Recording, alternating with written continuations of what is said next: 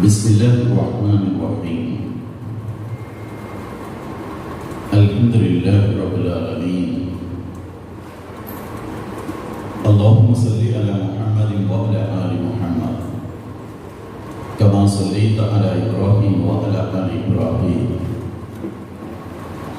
innaka Hamidum Majid.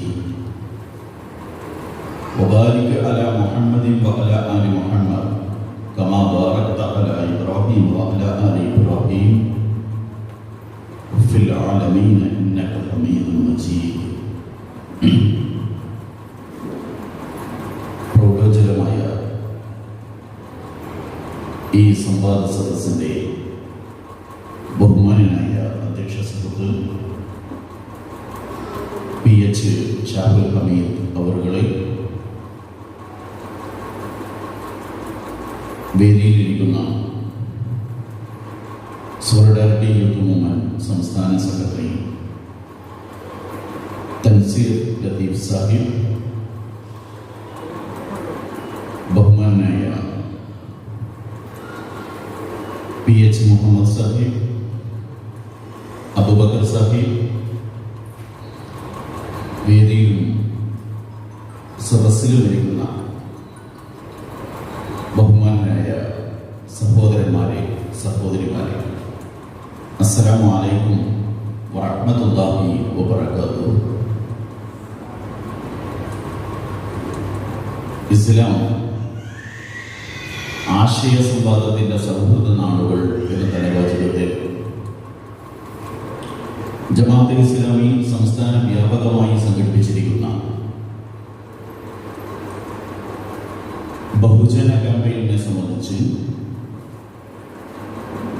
ആമുഖ ഭാഷണത്തിൽ ഇവിടെ സൂചിപ്പിക്കപ്പെടുകയുണ്ടായി. തീർച്ചയായും ഇത്തരമൊരു ക്യാമ്പയിനിന്റെ സാമൂഹ്യ പ്രസക്തി കൂടുതൽ വിളിച്ചോതിക്കൊണ്ടിരിക്കുന്ന പുതിയ കാല അനുഭവങ്ങളിലൂടെയാണ് നമ്മുടെ രാജ്യവും നമ്മുടെ സമൂഹവും ഇന്ന് മുന്നോട്ട് പോയിക്കൊണ്ടിരിക്കുന്നത്. ആശയ സംവാദങ്ങളുടെയും സാംസ്കാരികമായ കൊടുക്കൽ വാങ്ങലുകളുടേതുമായ ഒരു ലോകം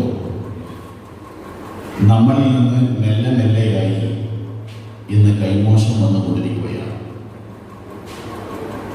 അന്യന്റെ വാക്കുകൾ സംഗീതം പോലെ ആസ്വദിക്കപ്പെടുന്ന ജനാധിപത്യത്തിന്റെ ഉള്ളു തുറന്ന സംവാദ സദസ്സുകൾ നമ്മളിൽ നിന്ന് ഇന്ന് കടലെടുത്തുകൊണ്ടിരിക്കുകയാണ്. ഫലം എന്തുണ്ടാകുന്നു എന്ന് ചോദിച്ചാൽ, ഇതര മതങ്ങളെ സംബന്ധിച്ച്, ഇതര സംസ്കാരങ്ങളെ സംബന്ധിച്ച് അപക്വമായിട്ടുള്ള, അനാവശ്യമായിട്ടുള്ള മുൻവിധികളും മുൻധാരണകളും ഇന്ന് നമ്മളിൽ ചേക്കേറിക്കൊണ്ടിരിക്കുകയുമാണ്.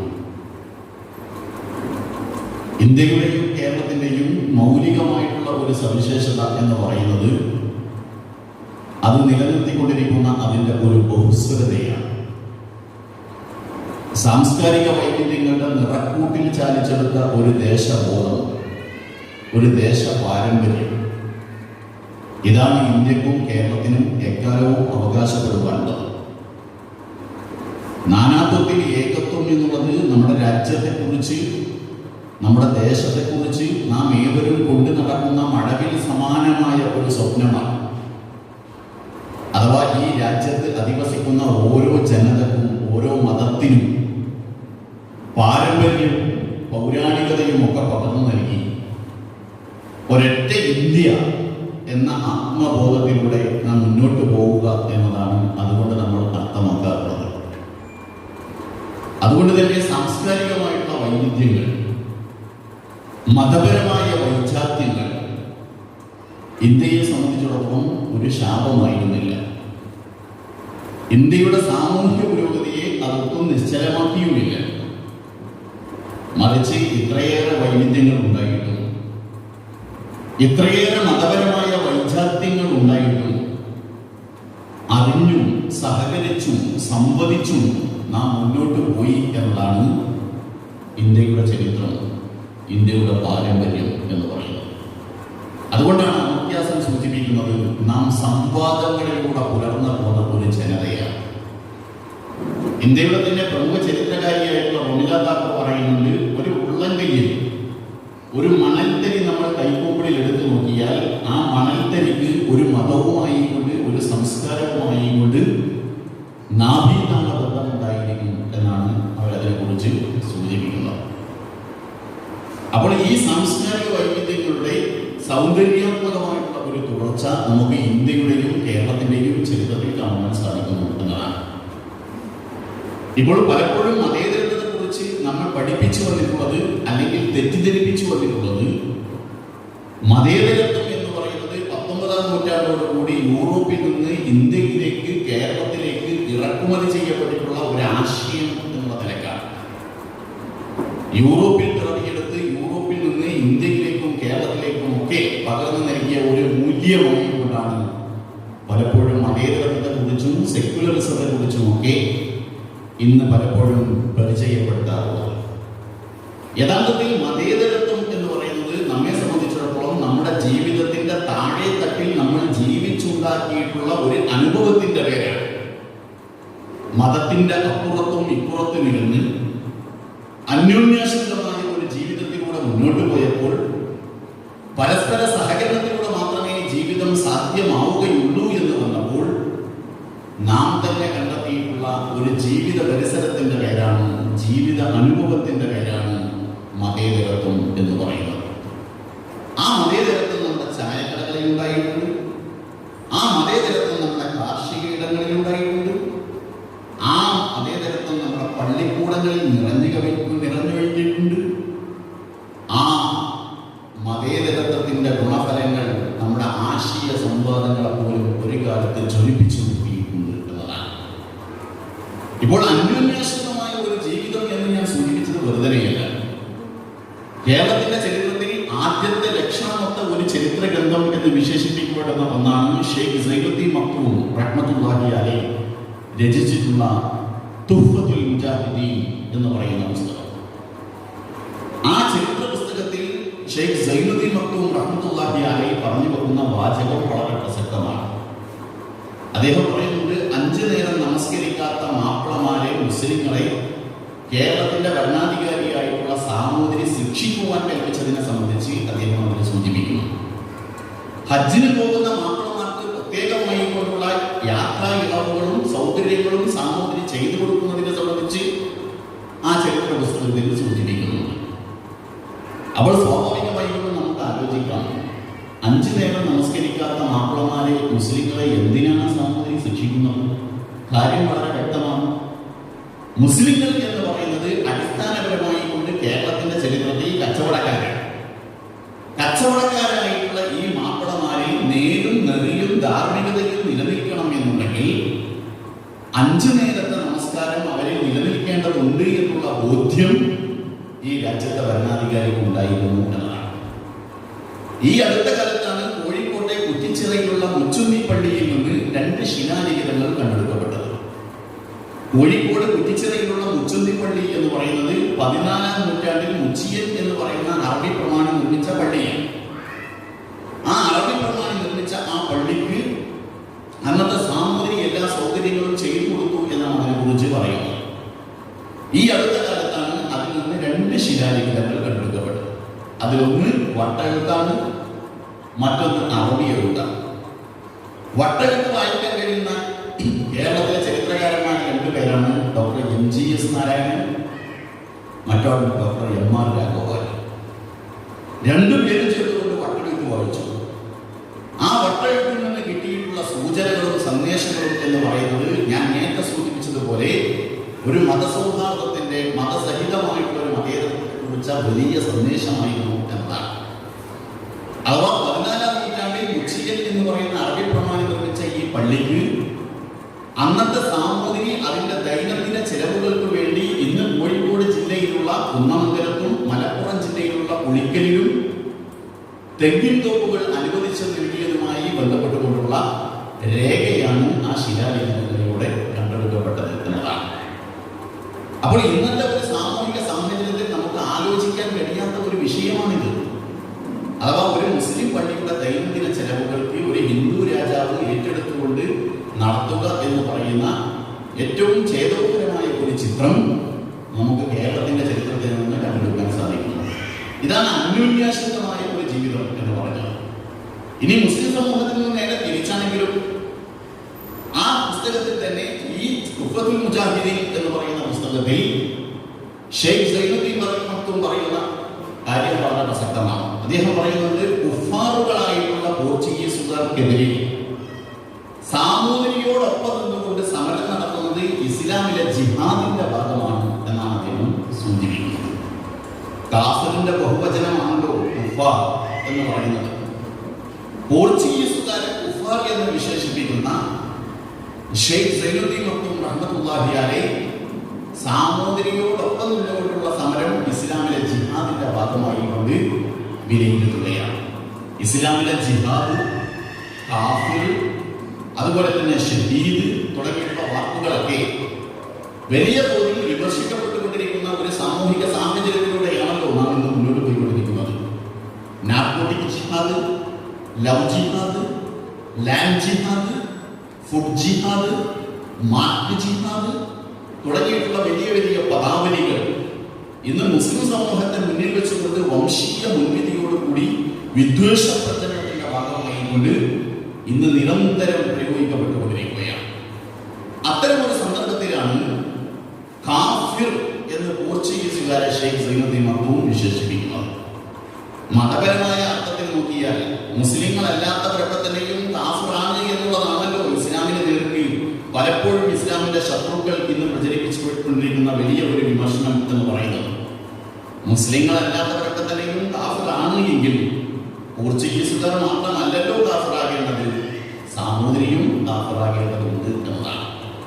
പക്ഷേ പോർച്ചുഗീസുകാരെ കുഫാർ എന്ന് വിശേഷിപ്പിക്കുന്ന ഷെയ്ഖ് സൈനുദ്ദീൻ മക്തും റഹ്മത്തുള്ളാഹി അലൈഹി സാമൂതിരിയോടൊപ്പം നിന്നുകൊണ്ടുള്ള സമരം ഇസ്ലാമിലെ ജിഹാദിന്റെ ഭാഗമാണ് എന്നാണ് വിലയിരുത്തുന്നത്. അപ്പോൾ ഇസ്ലാമിലെ കാഫിർ, ജിഹാദ്, ഷഹീദ് തുടങ്ങിയുള്ള പദാവലികൾക്കൊന്നും തന്നെയും മതപരമായി കൊണ്ട് ശത്രുക്കൾ പ്രചരിപ്പിച്ചുകൊണ്ടിരിക്കുന്ന അർത്ഥങ്ങൾ മാത്രമല്ല, മറിച്ച് രാഷ്ട്രീയമായിട്ടുള്ള ചില അർത്ഥധുരികൾ കൂടി ഉണ്ട് എന്നതാണ് നമ്മൾ മനസ്സിലാക്കുന്നത്. ഇതാണ് ഞാൻ സൂചിപ്പിച്ചത്. മതങ്ങൾക്ക് അപ്പുറവും ഇപ്പുറവും ഇരുന്ന് പരസ്പര സഹകരണത്തിലൂടെ നാം മുന്നോട്ട് പോയപ്പോൾ അങ്ങനെ മാത്രമേ ജീവിക്കുക സാധ്യമാവുകയുള്ളൂ എന്ന് വന്നപ്പോൾ നാം തന്നെ കണ്ടെത്തിയിട്ടുള്ള ഒരു ജീവിത അനുഭവത്തിന്റെ പേരാണ്, ജീവിത പരിസരത്തിന്റെ പേരാണ് മതേതരത്വം എന്ന് പറയുന്നത്. ഇതിനർത്ഥം എല്ലാ മതങ്ങളും ഒന്നാണ് എന്നുള്ള ഒരു സർവമത സത്യവാദവുമല്ല. പുതിയ ഫാസിസ്റ്റ് ഇന്ത്യയുടെ ഒരു കാലത്ത് സർവമത സത്യവാദം എന്ന് പറയുന്നത് ആകർഷകമായിട്ടുള്ള പാക്കുകളിലാക്കിക്കൊണ്ട് വലിയ പാക്കേജുകളായിക്കൊണ്ട് നമ്മുടെ മുന്നിൽ ഇന്ന് അവതരിപ്പിക്കപ്പെട്ടുകൊണ്ടിരിക്കുകയാണ്. പുതിയ അറിവിന്റെ കമ്പോള സംസ്കാരത്തിൽ അത് വലിയ വിപണന സാധ്യതയുള്ള ഒന്നായി മാറിക്കൊണ്ടിരിക്കുകയാണ്. എല്ലാ മതങ്ങളും ഒന്നാണ് എന്നുള്ള സർവമത സത്യവാദം അടിസ്ഥാനപരമായി കൊണ്ട് ഒരു കാപട്യം മാത്രമാണ്. മതങ്ങൾക്കിടയിൽ തറയും താരാപഥവും കണക്കിലുള്ള അന്തരങ്ങൾ നിലനിൽക്കുന്നുണ്ട്. കറുപ്പും വെളുപ്പും പോലെയുള്ള വൈവിധ്യങ്ങൾ ഓരോ മതങ്ങൾക്കിടയിലും നിലനിൽക്കുന്നുണ്ട്. ചില മതങ്ങളിൽ ദൈവത്തെ മനുഷ്യനിലേക്ക് താഴ്ത്തിക്കൊണ്ടു വന്നിരിക്കുന്നു, ചിലതിലാകട്ടെ മനുഷ്യനെ ദൈവത്തിലേക്ക് കയറ്റി വച്ചിരിക്കുന്നു. ഈ മതങ്ങളൊക്കെ തന്നെയും ഒന്നാണ് എന്നൊക്കെ പറയുന്നത് അടിസ്ഥാനപരമായി കൊണ്ട് മൗലികമായി കൊണ്ട് ചിന്തിച്ചാൽ പരസ്പരം ഒരു സോപ്പിടൽ വർത്തമാനമാണ് എന്ന് അതിനെക്കുറിച്ച് പറയുക സാധ്യമാവുകയുള്ളൂ. ചില മതങ്ങളെ സംബന്ധിച്ചിടത്തോളം ദൈവം ഒന്നാണ്, ചിലതിൽ രണ്ടാണ്, ചിലതിൽ മൂന്നാണ്, ചിലതിലാകട്ടെ ആയിരക്കണക്കിന് മതങ്ങൾ നിലനിൽക്കുന്നു എന്നതാണ്. ഈ മതങ്ങളൊക്കെ തന്നെയും അടിസ്ഥാനപരമായി കൊണ്ട് ഒന്നാണ് എന്നൊക്കെയുള്ള വിലയിരുത്തലും വിശേഷിപ്പിക്കലും ഒക്കെ തന്നെയും ഞാൻ നേരത്തെ സൂചിപ്പിച്ചതുപോലെ കാപ്പട്യത്തിന്റെ മാത്രമുള്ള സംസാരങ്ങൾ മാത്രമാണ് എന്നതാണ് നമ്മൾ മനസ്സിലാക്കേണ്ടത്. അതുകൊണ്ട് മതങ്ങളെ നമ്മുടെ രാജ്യത്തിന്റെ സാംസ്കാരിക വൈവിധ്യങ്ങളായി മനസ്സിലാക്കുകയും ആ വൈവിധ്യങ്ങൾക്ക് ഓരോ വൈവിധ്യങ്ങൾക്കും നിലനിൽക്കുവാനുള്ള സ്വാതന്ത്ര്യവും അവകാശങ്ങളും മറ്റ് സംസ്കാരങ്ങളും മറ്റ് മതങ്ങളും വെച്ചു കൊടുക്കുകയും അങ്ങനെ ഓരോ സംസ്കാരങ്ങൾക്കിടയിലും മതങ്ങൾക്കിടയിലും ആരോഗ്യപരമായ സംവാദ സദസ്സുകൾ വികസിച്ചു വരികയും ചെയ്യുക, അതിലൂടെ തെറ്റിൽ നിന്ന് ശരിയിലേക്ക്, ശരിയിൽ നിന്ന് കൂടുതൽ നല്ല ശരിയിലേക്ക് നാം എത്തിച്ചേരുകയും ചെയ്യുക എന്നത് മാത്രമാണ് ഒരു ജനാധിപത്യ സമൂഹത്തിൽ നമ്മുടെ മുമ്പോട്ടുള്ള വഴിക്ക് ഏറ്റവും നല്ല പോംവഴി എന്ന് പറയുന്നത്. അത്തരം ഒരു ആശയ സംവാദത്തിന്റെ ഞാൻ നേരത്തെ സൂചിപ്പിച്ചതുപോലെ പരസ്പര സഹകരണത്തിൽ അധിഷ്ഠിതമായിട്ടുള്ള ഒരു ബന്ധത്തിൽ നിന്നുകൊണ്ടാണ് ജമാഅത്തെ ഇസ്ലാമി ഇപ്പോൾ ആശയ സംവാദത്തിന്റെ സൗഹൃദ നാളുകൾ എന്ന തലപ്പാചകത്തിലുള്ള ഈ ക്യാമ്പയിനിന് തുടക്കം കുറിച്ചിരിക്കുന്നത് എന്നതാണ് എനിക്ക് ആമുഖമായി കൊണ്ട് നിങ്ങളോട് സൂചിപ്പിക്കുവാനുള്ളത്. ഇവിടെ സൂചിപ്പിച്ചതുപോലെ നമ്മൾ ഒരുപാട് പുരോഗതിയുടെ പാതയിലൂടെ സഞ്ചരിച്ചു കൊണ്ടിരിക്കുകയാണ്. സാമ്പത്തികമായിക്കൊണ്ട്, സാംസ്കാരികമായിക്കൊണ്ട്, വൈജ്ഞാനികമായിക്കൊണ്ട് നമ്മളിൽ ഒരുപാട് അഭിവൃദ്ധി നേടിക്കഴിഞ്ഞിരിക്കുന്നു എന്നതാണ്. നമ്മുടെ മുൻഗാമികൾ അനുഭവിച്ചിരുന്ന മാറാവറുതികൾ, പട്ടിണി മരണങ്ങൾ നമ്മെ ഇന്ന് സ്വപ്നത്തിൽ പോലും അലോസരപ്പെടുത്തുന്നില്ല എന്നുള്ളത് ഒരു യാഥാർത്ഥ്യമാണ്. നമ്മുടെ മുൻഗാമികൾ അനുഭവിച്ചിരുന്ന വറുതിയെയും പട്ടിണിയെയും ഒക്കെ അടയാളപ്പെടുത്തുവാനുള്ള ഏറ്റവും നല്ല ഒരു അടയാളമായിരുന്നു കപ്പ എന്ന് പറയുന്നത്. അപ്പൊ കപ്പ പുഴുക്ക് ദിനേന കഴിച്ച് വയറുവേദന പിടിപെട്ട് മരണമടഞ്ഞ ആളുകളെ കുറിച്ച് നമ്മൾ ഒരുപാട് കേട്ടിട്ടുണ്ട്. ആത്മകഥകളായിക്കൊണ്ട്, ജീവചരിത്രങ്ങളായിക്കൊണ്ട്, അതുപോലെ തന്നെ സാഹിത്യ രചനകളായിക്കൊണ്ട് അത്തരം ദുരനുഭവങ്ങൾ നമ്മൾ ഒരുപാട് വായിച്ച് മനസ്സിലാക്കിയിട്ടുമുണ്ട്. എന്നാൽ കപ്പ എന്ന് പറയുന്നത് നമുക്കറിയാവുന്നതുപോലെ ഏറ്റവും പുതിയ കാലത്ത് സ്റ്റാർ ഹോട്ടലുകളിലെ ആകർഷകമായിട്ടുള്ള ഒരു ഭക്ഷ്യവിഭവത്തിന്റെ പേരാണ്. എന്ന് മാത്രമല്ല, ഏറ്റവും പുതിയ കാലത്ത് കപ്പ എന്നുള്ള പേരിൽ ഒരു മ്യൂസിക് ചാനൽ പോലും ഇന്ന് നിങ്ങൾക്ക് കാണുവാൻ സാധിക്കും എന്നതാണ്. ഞാൻ സൂചിപ്പിക്കുന്നത് രണ്ട് കാലങ്ങൾ തമ്മിലുള്ള സാംസ്കാരികവും സാമ്പത്തികവുമായിട്ടുള്ള അന്തരത്തെക്കുറിച്ച് സൂചിപ്പിക്കുവാനാണ് ഞാൻ ഇക്കാര്യം നിങ്ങളുടെ മുമ്പാകെ വച്ചിട്ടുള്ളത്. എന്നാൽ ഈ പുരോഗതിയുടെ പാതയിലൂടെ നാം സഞ്ചരിക്കുമ്പോൾ തന്നെ ഏതോ ഒരർത്ഥത്തിലുള്ള ധാർമ്മികമായിട്ടുള്ള അധപ്പതനങ്ങൾ, സാംസ്കാരികമായിട്ടുള്ള അരാജകത്വങ്ങൾ നമുക്കിടയിൽ ഇന്ന് വളർന്ന് വികസിച്ചുകൊണ്ടിരിക്കുന്നു എന്നതും ഒരു സാധാ കാഴ്ചയാണ്. അഥവാ വർണ്ണശബളമായ ജീവിത നാട്യങ്ങൾക്കപ്പുറം ചില ജീവിത ദുരന്തങ്ങൾ നമ്മൾ ഇന്ന് അനുഭവിച്ചു കൊണ്ടിരിക്കുകയാണ്. അതുകൊണ്ട് എന്ത് സംഭവിക്കുന്നു എന്ന് ചോദിച്ചാൽ, നേരത്തെ ഇവിടെ പറഞ്ഞതുപോലെ തന്നെ ലൈംഗികമായിട്ടുള്ള അരാജകത്വങ്ങൾ നമുക്കിടയിൽ ഇന്ന് വർദ്ധിച്ചു കൊണ്ടുകൊണ്ടിരിക്കുന്നു എന്നുള്ളതുമാണ്. ഈ കാലഘട്ടത്തിന്റെ ഏറ്റവും വലിയ ഒരു പ്രത്യേകത ഇത് ലിബറലിസത്തിന്റെ ഒരു ലോകമാണ് എന്നതുകൂടിയാണ്. ലിബറലിസത്തിന്റെ ഒരു പ്രത്യേകത, ലിബറലിസം പറഞ്ഞുകൊണ്ടിരിക്കുന്നത് എന്റെ ജീവിതത്തിന്റെ, എന്റെ സമ്പത്തിന്റെ, എന്റെ ശരീരത്തിന്റെ ഉടമാവകാശം എനിക്കാണ് എന്നുള്ളതാണ്. എന്റെ ശരീരത്തിന്റെ മേലുള്ള അവകാശത്തിൽ എന്നെ നിയന്ത്രിക്കുവാനോ നിർണയിക്കുവാനോ കഴിയുന്ന ഒരു മഹാപ്രമാണങ്ങൾക്കോ യാതൊരു നിയമങ്ങൾക്കോ നിലനിൽക്കുവാനുള്ള അർഹതയില്ല എന്നതാണ് ലിബറലിസം ഇന്ന് ലോകത്തോടായി കൊണ്ട് വിളിച്ചു പറഞ്ഞുകൊണ്ടിരിക്കുന്നത്. എന്നാൽ ഇസ്ലാം ആകട്ടെ ശരീരത്തിന്റെ ഉടമാവകാശം, സമ്പത്തിന്റെ ഉടമാവകാശം മനുഷ്യനല്ല, വ്യക്തിക്കല്ല, മറിച്ച് പരമമായി കൊണ്ട് അല്ലാഹു തആലാവുന്നു എന്നതാണ് ഇസ്ലാമിന്റെ ഒരു പ്രഖ്യാപനം എന്ന് പറയുന്നത്. ഇന്ന സലാത്തി, തീർച്ചയായും എന്റെ നമസ്കാരം, വനുസുക്കി, എന്റെ ബലികർമ്മങ്ങൾ, വമഹിയായ, എന്റെ ജീവിതം, വമമാതി, എന്റെ മരണം, ലില്ലാഹി റബ്ബിൽ ആലമീൻ, ലോകരക്ഷിതാവായിട്ടുള്ള അല്ലാഹുവിനുള്ളതാകുന്നു എന്ന് സമർത്ഥിക്കുന്നിടത്തും പ്രഖ്യാപിക്കുന്നിടത്തുമാണ് ഇസ്ലാമിന്റെ അടിസ്ഥാനം പൂർണ്ണമാകുന്നത് എന്ന് നമ്മൾ മനസ്സിലാക്കിയെടുക്കേണ്ടതുണ്ട്. എന്റെ ശരീരത്തിന്റെ ഉടമാവകാശം എനിക്കാണ്, അല്ലാഹുവിനുള്ളതല്ല, ദൈവത്തിനുള്ളതല്ല എന്ന് പറയുമ്പോഴാണ് നമുക്കിടയിൽ ഇന്ന് ഗ്യാസ് സെക്സ് ഇന്ന് വലിയ ഒരു സാധ്യതയായി രൂപപ്പെട്ടു വന്നുകൊണ്ടിരിക്കുന്നത്. ലെസ്ബിയനിസം ഇന്ന് പുതിയൊരു സാധ്യതയായി മാറിക്കൊണ്ടിരിക്കുന്നത്. ഉദാര ലൈംഗികവാദം ഇന്ന് നമ്മൾക്കിടയിൽ തടിച്ചു കൊഴുത്തുകൊണ്ടിരിക്കുന്നത് ഈ അവനമനിസത്തിൻ്റെതായ വാദത്തിൽ നിന്നുകൊണ്ടാണ്. ഇസ്ലാമാകട്ടെ ഈ വ്യക്തിയുടെ ഉടമാവകാശം, ശരീരത്തിന് മേലുള്ള ഉടമാവകാശത്തെ റദ്ദ് ചെയ്യുകയും അവിടെ അല്ലാഹുവിന്റെ അധികാരത്തെ നിലനിർത്തുകയും ചെയ്യുന്നു എന്നതാണ്. ശരീരത്തിന്റെ ഉടമാവകാശം വ്യക്തിക്കല്ല, അല്ലാഹു ആകുന്നു എന്നുള്ളതുകൊണ്ടാണ് ഇസ്ലാമിൽ ആത്മഹത്യ വലിയ ഒരു പാപമായി തീരുന്നത്. കാരണം എന്റെ ശരീരം എനിക്ക് വേണമെങ്കിൽ ഒടുക്കാം, ഇത് ലിബറലിസത്തിന്റെ ഒരു കാഴ്ചപ്പാടാണ്. പക്ഷേ ഒരാളുടെ മരണം അയാൾക്ക് മാത്രമല്ല ആത്യന്തികമായി കൊണ്ട് നഷ്ടമുണ്ടാക്കുന്നത് അയാളുടെ കുടുംബത്തിന്, അയാളുടെ ഇണക്ക്, അയാളുടെ സമൂഹത്തിന്, അയാളുടെ രാഷ്ട്രത്തിന് ഒക്കെയും അയാളുടെ മരണം കൊണ്ട് ചിലപ്പോൾ നഷ്ടങ്ങൾ ഉണ്ടാകാം എന്നുള്ളതാണ്. ഭ്രൂണഹത്യ എന്ന് പറയുന്നത് ലിബറലിസത്തിന്റെ ഒരു ലോകത്ത് അവരവർക്കിടയിലുള്ള നിലനിൽക്കുന്ന ഒരു കാര്യം മാത്രമാണ്. എനിക്ക് വേണമെങ്കിൽ ഭ്രൂണഹത്യ നടത്താം, അതുകൊണ്ട് സമൂഹത്തിന് ഒരു നഷ്ടവുമില്ലെങ്കിൽ എനിക്ക് വേണമെങ്കിൽ ചെയ്യാം എന്നതാണ് ലിബറലിസം ലോകത്തോടായി കൊണ്ട് പറഞ്ഞുകൊണ്ടിരിക്കുന്നത്. പക്ഷേ ഭ്രൂണഹത്യയെ ഒരു കടുത്ത പാപമായി കൊണ്ടാണ് ഇസ്ലാം വിലയിരുത്തുന്നത്. കാരണം ഭ്രൂണഹത്യയിലൂടെ സംഭവിക്കുന്നത് വരാനിരിക്കുന്ന ഒരു സമൂഹത്തിന്റെ ജീവിക്കാനുള്ള അർഹതയും സ്വാതന്ത്ര്യവും അവിടെ റദ്ദ് ചെയ്യപ്പെടുന്നു എന്നതാണ് ഇസ്ലാം മുന്നോട്ട് വെക്കുന്ന ഒരു കാഴ്ചപ്പാട് എന്ന് പറയുന്നത്. ഉഭയസമ്മതപ്രകാരമുള്ള ലൈംഗികത എന്ന് പറഞ്ഞാൽ ലിബറലിസത്തിന്റെ ലോകത്ത് അത് ന്യായീകരിക്കപ്പെടേണ്ട കാര്യമാണ്. രണ്ട് വ്യക്തികൾ തമ്മിൽ ലൈംഗിക ബന്ധത്തിൽ ഏർപ്പെട്ട് കഴിഞ്ഞാൽ സമൂഹത്തിന് അതൊരു പ്രശ്നമല്ല എങ്കിൽ പിന്നെ നിങ്ങൾക്ക് എന്താ പ്രശ്നം എന്നതാണ് അവർ പലപ്പോഴും നമ്മളോടായിക്കൊണ്ട് ചോദിക്കാറുള്ളത്. എന്നാൽ ലൈംഗികത എന്ന് പറയുന്ന സംഗതിയെ ഇസ്ലാം അംഗീകരിക്കുകയും പ്രോത്സാഹിപ്പിക്കുകയും ചെയ്യുന്നു എന്നുള്ളതാണ്. പക്ഷേ അത് കുടുംബഘടനക്കകത്ത് വെച്ചുകൊണ്ട് വിവാഹം എന്ന് പറയുന്ന സുദൃഢമായ ഒരു കരാറിലൂടെ ആയിരിക്കണം നടക്കേണ്ടത് എന്ന കാര്യത്തിൽ ഇസ്ലാമിന് വളരെ കർക്കശമായിട്ടുള്ള നിർബന്ധമുണ്ട്.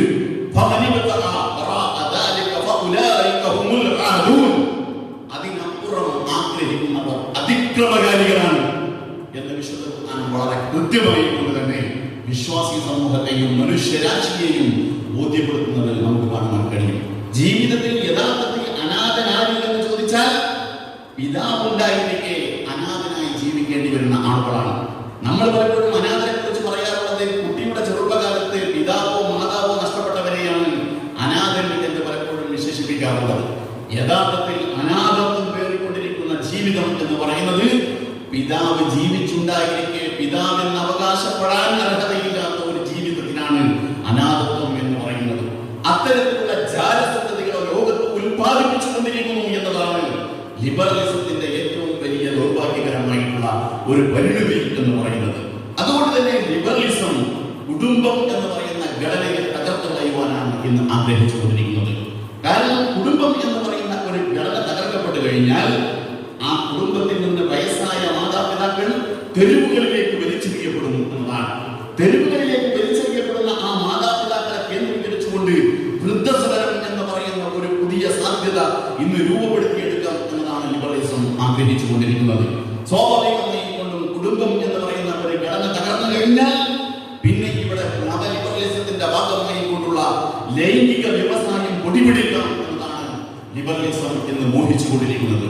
ആ ലൈംഗിക വ്യവസായത്തിന്റെ ഭാഗമായി കൊണ്ടുള്ള ജാലസന്തതികളെ കേന്ദ്രീകരിച്ചുകൊണ്ടുള്ള ശിശു വളർത്തൽ കേന്ദ്രങ്ങൾ പുതുതായി കൊണ്ട് രൂപപ്പെടുത്തിയെടുക്കാം എന്നതാണ് ലിബറലിസം ആഗ്രഹിച്ചുകൊണ്ടിരിക്കുന്നത്. ഞാൻ പറഞ്ഞു വരുന്നത് കുടുംബം എന്ന് പറയുന്ന ഘടനയെ മുളയിലെ നുള്ളിക്കളയുവാനാണ് ഇന്ന് കമ്പോള സംസ്കാരവും ഇന്ന് ലിബറലിസവും ആഗ്രഹിച്ചുകൊണ്ടിരിക്കുന്നത്. പക്ഷേ കുടുംബം എന്ന് പറയുന്നത് ഇസ്ലാമിനെ സംബന്ധിച്ചിടത്തോളം ചരിത്രത്തിന്റെ ഏതോ ഒരു പരിണാമ ദശയിൽ വെച്ചുകൊണ്ട് മനുഷ്യനിലേക്ക് കുടികയറിയിട്ടുള്ള ഒരു ആശയത്തിന്റെ പേരല്ല, അല്ലെങ്കിൽ മുൻഗാമികളുടെ സമ്പത്ത് പിൻഗാമികളിലേക്ക് പകർന്നു നൽകുവാൻ സമൂഹം കണ്ടുപിടിച്ച ഒരു സൂത്രവാക്യത്തിന്റെ പേരുമല്ല കുടുംബം എന്ന് പറയുന്നത്. അങ്ങനെയാണ് കമ്മ്യൂണിസ്റ്റുകാരൊക്കെ നമ്മുടെ മുമ്പിൽ കുടുംബത്തെ കുറിച്ച് അവതരിപ്പിക്കാറുള്ളത്.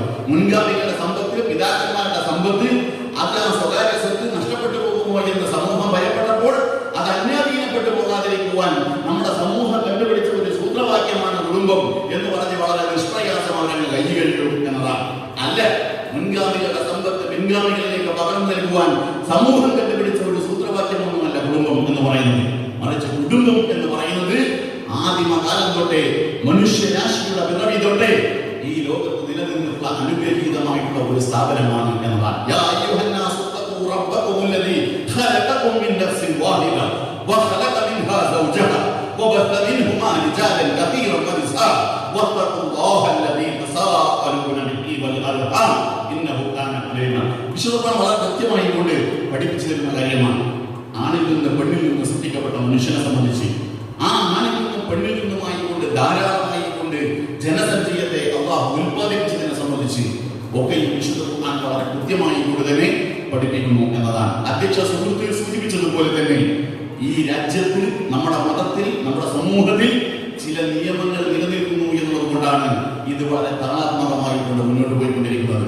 പലപ്പോഴും ഈ ലിബറൽ വാദികൾ, ഈ യുക്തിവാദികൾ ഇസ്ലാമിനെ ഉന്നയിച്ചുകൊണ്ടിരിക്കുന്ന വലിയ ഒരു വാദം ഇത് വെറും ശാസനകളുടെയും നിയമങ്ങളുടെയും ഒരു തടവറയാണ് എന്നതാണ് ഇസ്ലാമിനെ നിരന്തരമായി കൊണ്ട് അവർ ഉന്നയിച്ചുകൊണ്ടിരിക്കുന്ന ഒരു വാദം. അധ്യക്ഷ സുഹൃത്ത് പറഞ്ഞതിനോട് ഞാൻ യോജിക്കുകയാണ്. ഒരു നിയമവും ഒരു ശാസനയും ഇവിടെ നിലനിൽക്കുന്നില്ല എങ്കിൽ എങ്ങനെയാണ് സമൂഹത്തിന് സ്വസ്ഥപൂർണമായ ഒരു ജീവിതം സാധ്യമാവുക? ഈ ഒരു ബഹുസ്വര സമൂഹത്തിൽ ഇത്തരം ഒരു സംവാദ സദസ്സ് നമുക്ക് സംഘടിപ്പിക്കാൻ സാധിക്കുന്നത് എന്തുകൊണ്ടാണ് എന്ന് ചോദിച്ചാൽ ഇവിടെ ഒരു മതേതര കാഴ്ചപ്പാടും അതിനനുസൃതമായിട്ടുള്ള ഒരു നിയമാവലിയും ഒരു നിയമശാസ്ത്രയും നിലനിൽക്കുന്നു എന്നതുകൊണ്ടാണ്. ഒരു കരിക്കളത്തിൽ കാലുകൾ കൊണ്ട് ഒരു മാന്ത്രികനെ ഫുട്ബോൾ കൊണ്ട് കവിത രചിക്കാൻ സാധിക്കുന്നത് എന്തുകൊണ്ട് എന്ന് ചോദിച്ചാൽ അയാളുടെ മാത്രം സർഗശേഷി കൊണ്ട് മാത്രമല്ലല്ലോ, മറിച്ച് ആ ഫുട്ബോൾ മൈതാനിൽ അതിൻ്റെതായ ഒരു കളിയടക്കവും കളിനിയമവും നിലനിൽക്കുന്നത് കൊണ്ടാണ് അയാൾക്ക് കാലുകൾ കൊണ്ട് ഫുട്ബോൾ കൊണ്ട് കവിത രചിക്കാൻ സാധിക്കുന്നത് എന്ന് നമ്മൾ മനസ്സിലാക്കേണ്ടതുണ്ട്. അത്തരത്തിലുള്ള ഒരു നിയമം, അത്തരത്തിലുള്ള ഒരു സന്മാർഗ ദർശനം ഈ പ്രപഞ്ചത്തിന്, ഈ പ്രകൃതിക്ക് ഒന്നടങ്കം മനുഷ്യ സമൂഹത്തിന്റെ മുന്നോട്ട് പോക്കിന് അല്ലാഹു സുബ്ഹാനഹു വ തആല നൽകിയിട്ടുണ്ട് എന്നതാണ് നമ്മൾ മനസ്സിലാക്കിയെടുക്കേണ്ടത്. അതുകൊണ്ട് തന്നെ ഈ ആകാശം ഒന്നടങ്കം, ഈ ആകാശഭൂമികൾ ഒന്നടങ്കം, മനുഷ്യേതരമായ സൃഷ്ടികൾ ഒന്നടങ്കം മുന്നോട്ട് ഗമിച്ചുകൊണ്ടിരിക്കുന്നത് ആ നാഥന്റെ, ആ പ്രപഞ്ചനാഥന്റെ നിയമശാസ്ത്രങ്ങൾ അനുസരിച്ചുകൊണ്ടാണ്. യുസബ്ബിഹു ലില്ലാഹി മാ ഫിസ് സമാവാതി വ മാ ഫിൽ അർദ്. ആകാശഭൂമികൾക്കിടയിലുള്ളവയൊക്കെ അല്ലാഹുവിനെ തസ്ബീഹ് ചൊല്ലിക്കൊണ്ടിരിക്കുകയാണ്. അൽ മലിക്കുൽ ഖുദ്ദൂസുൽ അസീസുൽ ഹകീം.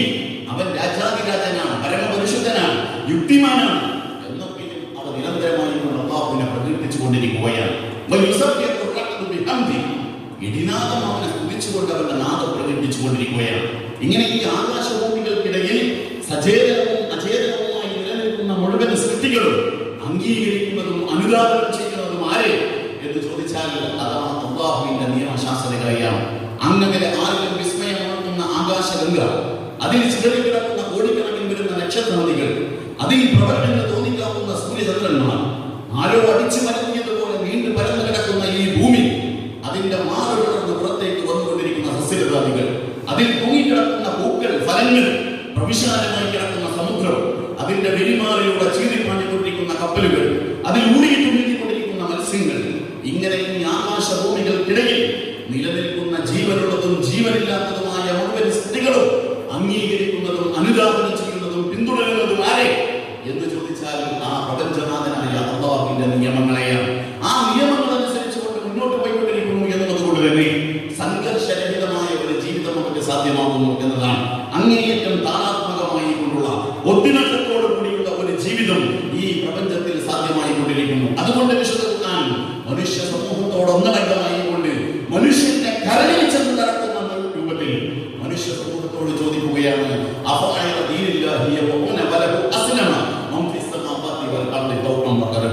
ആകാശഭൂമികൾക്കിടയിൽ സ്വയം സന്നദ്ധമായിക്കൊണ്ടും നിർബന്ധിതമായിക്കൊണ്ടും മുഴുവൻ സൃഷ്ടികളും നിന്റെ നാഥന്റെ നാമം വാഴ്ത്തിക്കൊണ്ടിരിക്കെ, നിന്റെ നാഥന്റെ ജീവിത വ്യവസ്ഥയെ അംഗീകരിച്ചുകൊണ്ട് മുന്നോട്ട് പോയിക്കൊണ്ടിരിക്കെ, അല്ലാഹുവിന്റേതല്ലാത്ത മറ്റു വല്ല ജീവിത വ്യവസ്ഥയുമാണ് മനുഷ്യ നീ ആഗ്രഹിച്ചു കൊണ്ടിരിക്കുന്നത് എന്ന് മനുഷ്യന്റെ കരളിൽ ചെന്ന് നടക്കുന്ന ഒരു ചോദ്യം അല്ലാഹു സുബ്ഹാനഹു വ തആല വിശുദ്ധ ഖുർആനിൽ ചോദിക്കുകയാണ്. അപ്പോൾ അത്തരത്തിലുള്ള ആ ജീവിത വ്യവസ്ഥയെയും സന്മാർഗ ദർശനത്തെയും അനുസരിച്ചുകൊണ്ട് മുന്നോട്ട് പോയിക്കൊണ്ടിരിക്കുന്നു എന്നതുകൊണ്ട് തന്നെ യാതൊരുവിധ ഏറ്റുമുട്ടലുകളും കൂട്ടിമുട്ടലുകളും ഇല്ലാതെ അവ മുന്നോട്ട് പോയിക്കൊണ്ടിരിക്കുന്നു എന്നതാണ്.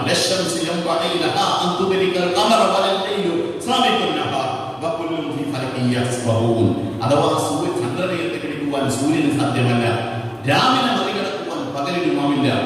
എല്ലാം അതിൻ്റെതായ ഒരു ഭ്രമണപഥത്തിലൂടെ നീതി പിടിച്ചുകൊണ്ടിരിക്കുകയാണ് എന്ന് വിശുദ്ധ പഠിപ്പിക്കുകയാണ്. അപ്പോൾ ഈ ആകാശഭൂമികൾക്കിടയിലുള്ള ഈ സൃഷ്ടിപ്പിലും ആ സൃഷ്ടിപ്പുകൾക്ക് അല്ലാഹു സുബ്ഹാനഹു വ തആല നൽകിയ ആ സന്മാർഗ ദർശനത്തിൽ നിന്നും മാർഗ്ഗം സ്വീകരിച്ചുകൊണ്ട് നിങ്ങളുടെ ജീവിതവും ഇസ്ലാമികമാകുന്ന ഒരു സന്മാർഗ ദർശനത്തിനനുസൃതമായി കൊണ്ട് നിങ്ങൾ മുന്നോട്ട് കൊണ്ടുപോകുക എന്നുള്ള ഒരു മികച്ച സന്ദേശമാണ് വിശുദ്ധ ഖുർആനും ഇസ്ലാമും മനുഷ്യരാശിക്ക് ഒന്നടങ്കമായി കൊണ്ട് നൽകിക്കൊണ്ടിരിക്കുന്നത് എന്നാണ് ഞാൻ പറയുവാൻ ആഗ്രഹിക്കുന്നത്. തീർച്ചയായും അത്തരമൊരു ഇസ്ലാമിനെ വളരെ കൃത്യമായി കൊണ്ട് തന്നെ ഇസ്ലാമിന്റെ പുതിയ കാലത്ത്, ഈ ലോകത്തിന്റെ പുതിയ കാലത്ത് ലോകം അനുഭവിച്ചുകൊണ്ടിരിക്കുന്ന മുഴുവൻ പ്രതിസന്ധികൾക്കുള്ള ഒരു പ്രതിവിധിയായിക്കൊണ്ട് ഇസ്ലാമിനെ വളരെ തികവാർന്ന രൂപത്തിൽ അവതരിപ്പിക്കുകയാണ് ജമാഅത്തെ ഇസ്ലാമി ഇത്തരം ഒരു ക്യാമ്പയിലൂടെ ചെയ്യുവാൻ ആഗ്രഹിക്കുന്നത് എന്നാണ് ഞാൻ പറയാൻ ആഗ്രഹിക്കുന്നത്. അതിനപ്പുറം നേരത്തെ സൂചിപ്പിച്ചതുപോലെ ഇസ്ലാമിനെ കുറിച്ച് വലിയ തെറ്റിദ്ധരിപ്പിക്കലുകൾ, വലിയ വ്യാജ പ്രചരണങ്ങൾ ഇന്ന് സമൂഹത്തിൽ വലിയ വിദ്വേഷ പ്രചരണത്തോടു കൂടി നടമാടിക്കൊണ്ടിരിക്കുന്നു എന്നുള്ളതാണ്. ഒരു കയ്യിൽ വാളും മറുകയ്യിൽ ഖുർആനിൽ നിന്നുള്ള ഒരു വാർത്ത മാതൃക ഇന്ന് ഇസ്ലാമിനെ കുറിച്ച്, മുസ്ലിം സമൂഹത്തെ കുറിച്ച് മുൻവിധികൾക്ക് മരണമില്ലാത്ത ജനമനസ്സുകളിൽ ഇന്നും തളങ്കെട്ടി നിൽക്കുന്നതായി കൊണ്ട് നമുക്ക് കാണാൻ സാധിക്കും എന്നതാണ്. ഇത് ആഗോളതലത്തിൽ സാമ്രാജ്യത്വവും ദേശീയ തലത്തിൽ ഫാസിസ്റ്റ് ശക്തികളും ഒത്തൊരുമിച്ചുകൊണ്ട് നടത്തിക്കൊണ്ടിരിക്കുന്ന ചില സംയുക്ത അഭ്യാസങ്ങളാണ് എന്നുകൂടി നമ്മൾ മനസ്സിലാക്കിയെടുക്കേണ്ട ഒരു കാര്യമാണ്. ആഗോളതലത്തിൽ സാമ്രാജ്യത്വത്തിനെ സംബന്ധിച്ചിടത്തോളം അതിന് വളരെ കൃത്യമായ ഒരു ലക്ഷ്യമുണ്ട്. കാരണം ഇസ്ലാമിന്റെ ആശയപരമായ ഒരു ഉള്ളടക്കത്തെ, വൈജ്ഞാനികമായിട്ടുള്ള അതിന്റെ ഒരു ഉൾക്കാമ്പിനെ നശിപ്പിക്കുവാനും സമൂഹ മധ്യത്തിൽ അപരിഷ്കൃതമായി കൊണ്ട്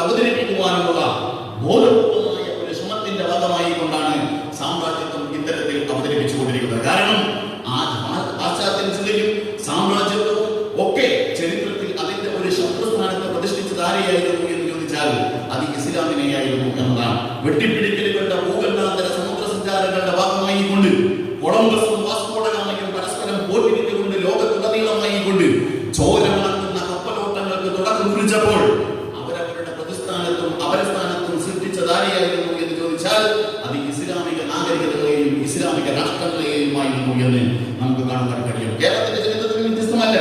ഇന്നും ഇസ്ലാമിന് നേർക്ക് സംഘപരിവാർ ശക്തികൾ ഇത്തരത്തിലുള്ള വിദ്വേഷ പ്രചരണങ്ങൾ നടത്തുന്നതിന്റെ അടിസ്ഥാനം എന്ത് എന്ന് ചോദിച്ചാൽ ഇസ്ലാമിന്റെ യഥാർത്ഥ ആശയ കാമ്പാണ്, അതിന്റെ വിമോചനപരമായ ഉള്ളടക്കമാണ് എന്നുകൂടി നമ്മൾ മനസ്സിലാക്കിയെടുക്കേണ്ടതുണ്ട്. കാരണം ഈ ഇസ്ലാമിന്റെ വിമോചന ഉള്ളടക്കം തിരിച്ചറിഞ്ഞുകൊണ്ട് ഇതിന്റെ യഥാർത്ഥ ആശയത്തെ മനസ്സിലാക്കിക്കൊണ്ട് ഇസ്ലാമിലേക്ക് വലിയ തോതിൽ സമൂഹങ്ങൾ ആകൃഷ്ടമായി കൊണ്ടിരിക്കുന്ന ഒരു പുതിയ സാഹചര്യത്തിലൂടെ നമ്മൾ മുന്നോട്ട് പോയിക്കൊണ്ടിരിക്കുകയാണ്. ഇത് ഇപ്പോൾ മാത്രമല്ല, കേരളത്തിന്റെ ചരിത്രത്തിൽ, ഇന്ത്യയുടെ ചരിത്രത്തിൽ ഒക്കെയും ഇസ്ലാമിന്റെ ഈ വിമോചനപരതയെ നമുക്ക് വളരെ കൃത്യമായി കൊണ്ട് വായിച്ചെടുക്കുവാൻ സാധിക്കും എന്നതാണ്. അപ്പോൾ ഇന്ത്യയിലേക്ക്, കേരളത്തിലേക്കൊക്കെ ഒരുപാട് അധിനിവേശ ശക്തികൾ കടന്നു വന്നതായി കൊണ്ടാണ് ചരിത്രം നമുക്ക് പഠിപ്പിച്ചു തരുന്നത്. പോർച്ചുഗീസുകാരെ പോലെ, ഫ്രഞ്ചുകാരെ പോലെ, ഡച്ചുകാരെ പോലെ, ബ്രിട്ടീഷ് കൊളോണിയലിസം പോലെ ഒരുപാട് അധിനിവേശ ശക്തികൾ വെട്ടിപ്പിടിക്കലുകളുടെ ഭൂഖണ്ഡാന്തര സമുദ്ര സഞ്ചാരങ്ങളുടെ ഭാഗമായി കൊണ്ട് ഇന്ത്യയിലേക്കും കേരളത്തിലേക്കും കടന്നു വന്നത് നമുക്ക് കാണുവാൻ സാധിക്കും എന്നതാണ്. പക്ഷേ ഇസ്ലാമിന്റെ വരവ്, കേരളത്തിലേക്കുള്ള വരവ് എന്ന് പറയുന്നത് അങ്ങേയറ്റം സൗഹാർദ്ദപൂർണ്ണമായിരുന്നു എന്നാണ് ചരിത്രം നമ്മെ പഠിപ്പിക്കുന്നത്. വാസ്കോ ഡ ഗാമയുടെ കേരളത്തിലേക്കുള്ള വരവിനെ സംബന്ധിച്ച് മലയാളത്തിന്റെ മഹാകവി ചങ്ങമ്പുഴ പാടിയത് ഗാമയും കൂട്ടരും കാലി കുട്ടി മണ്ണിൽ ക്ഷേമലക്ഷ്മി തക്ഷണം കരടുപോയി കണ്ണിൽ എന്നാണ് അദ്ദേഹം അതിനെക്കുറിച്ച് പാടിയത്. എന്നാൽ ഇസ്ലാമിന്റെ വരവിനെ കാത്ത് കേരളീയ സമൂഹം ഇവിടെ കണ്ണും കാതും തുറന്നു വെച്ചുകൊണ്ട് കാത്തിരിക്കുകയായിരുന്നു എന്നതാണ്. അറബികൾ മുറ്റം ചവിട്ടുന്നത് ഐശ്വര്യമാണ് എന്ന് കണക്കുകൂട്ടിയവരായിരുന്നു കേരളീയ സമൂഹം എന്ന് പറയുന്നത്. അങ്ങനെ അറബികളുടെ വരവും കാത്ത് പടിഞ്ഞാറോട്ട് കണ്ണും കാതും തുറന്നു വെച്ചുകൊണ്ട് കാത്തിരുന്നു എന്നതാണ്. കാത്തിരുന്ന് അവസാനം ആ പടിഞ്ഞാറൻ കടലിനെ അറബിക്കടൽ എന്ന ഓമന പേരിട്ട് അവർ വിളിക്കുകയും ചെയ്തു എന്നതാണ്. അങ്ങനെ കേരളത്തിലേക്ക് കടന്നു വന്ന അറബ് സമൂഹം നമുക്കറിയാവുന്നതുപോലെ മാലിക് ബിൻ ദീനാറും സംഘവും കേരളത്തിലേക്ക് ആദ്യമായി കൊണ്ട് കടന്നു വരുന്നു. കൊടുങ്ങല്ലൂർ കേന്ദ്രീകരിച്ചുകൊണ്ട് പള്ളി നിർമ്മിക്കുന്നു. ആ പള്ളിക്ക് ആവശ്യമായിട്ടുള്ള സ്ഥല സൗകര്യങ്ങളും അതിനാവശ്യമായിട്ടുള്ള സാമ്പത്തികമായിട്ടുള്ള ചെലവുകളും ഇവിടുത്തെ ഭരണാധികാരികൾ ഏറ്റെടുത്തുകൊണ്ട് നടത്തുന്നു. ഇതൊക്കെയും കേരളത്തിന്റെ ചരിത്രത്തിൽ ഞാൻ സൂചിപ്പിച്ചതുപോലെ കാണാൻ കഴിയുന്ന കാര്യമാണ്. അങ്ങനെ മാലിക് ബിൻ ദീനാറും സംഘവും പണിതെടുത്ത ആ ലളിത സുന്ദരമായ പള്ളിയെടുപ്പുകളിലേക്ക് ജാതി മത ഭേദമന്യേ ഏവരും കടന്നു വരികയാണ്.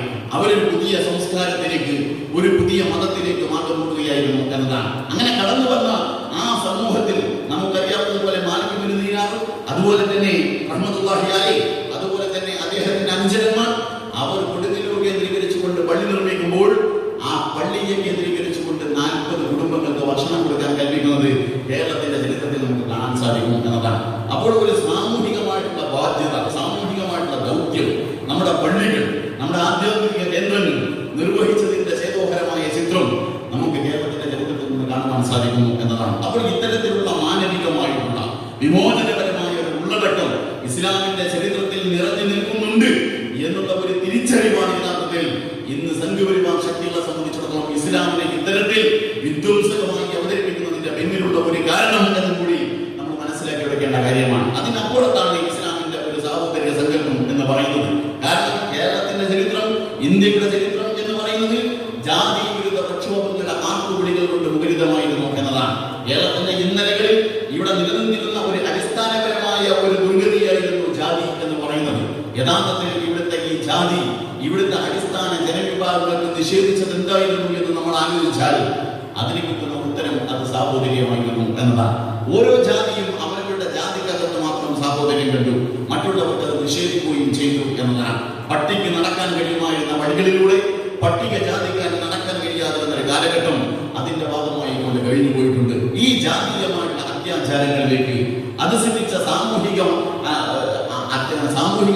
അസമത്വങ്ങളിലേക്ക് ഒരു സാമൂഹിക മാറ്റത്തിന്റെ തിരിതാളവുമായി കൊണ്ടായിരുന്നു ഇസ്ലാം കടന്നു വന്നത് എന്നതാണ്. ഞാൻ നേരത്തെ സൂചിപ്പിച്ചതുപോലെ മാലിക് ബിൻ ദീനാറും സംഘവും പണിതെടുത്ത പള്ളികളിലേക്ക് ജാതി മത ഭേദത്തിന്റെ ആളുകൾ ഇങ്ങനെ കടന്നു വരികയായിരുന്നു എന്നതാണ്. അവർക്കൊരു സാഹോദര്യത്തിന്റെ മാനവികതയെ കുറിച്ച പുതിയ പാഠങ്ങൾ അവർക്ക് ഇസ്ലാമിൽ നിന്ന് കണ്ടെടുക്കാൻ കഴിയുമായിരുന്നു എന്നതാണ്. അതുകൊണ്ടാണ് റോബിൻ ജഫ്രി കേരളത്തിന്റെ ചരിത്രത്തെ കുറിച്ച് ആഴത്തിൽ പഠനം നടത്തിയ റോബിൻ ജഫ്രി പറയുന്നുണ്ട്, മതം മാറ്റത്തിന്റെ ചരിത്രം പറയുന്നിടത്ത് അദ്ദേഹം പറയുന്നുണ്ട്, ഇവിടുത്തെ മുസ്ലിം സമൂഹം ഇവിടുത്തെ അടിസ്ഥാന ജനവിഭാഗങ്ങളെ തേടിക്കൊണ്ട് അങ്ങോട്ട് പോവുകയായിരുന്നില്ല, മറിച്ച് കേരളത്തിലെ മുസ്ലിം സമൂഹത്തെ തേടിക്കൊണ്ട് ഇവിടേക്ക് കടന്നു വന്ന അറബികളെ തേടിക്കൊണ്ട് കീഴാള സമൂഹം ഇങ്ങോട്ട് കടന്നു വരികയായിരുന്നു എന്ന് റോബിൻ ജഫ്രി അദ്ദേഹത്തിന്റെ പുസ്തകത്തിൽ സൂചിപ്പിക്കുന്നത് നമുക്ക് കാണാൻ സാധിക്കും എന്നതാണ്. അപ്പോൾ അത്തരത്തിലുള്ള ഒരു സാഹോദര്യത്തെ, മാനവികതയെ ഇസ്ലാമിന്റെ ചരിത്രത്തിൽ നിന്ന് അവർ കണക്കിലാക്കാൻ കഴിഞ്ഞു എന്നതാണ്. ഇപ്പൊ നാരായണ അദ്ദേഹത്തിന്റെ സാഹോദര്യ സങ്കല്പം ഏറ്റെടുക്കുന്നുണ്ടല്ലോ.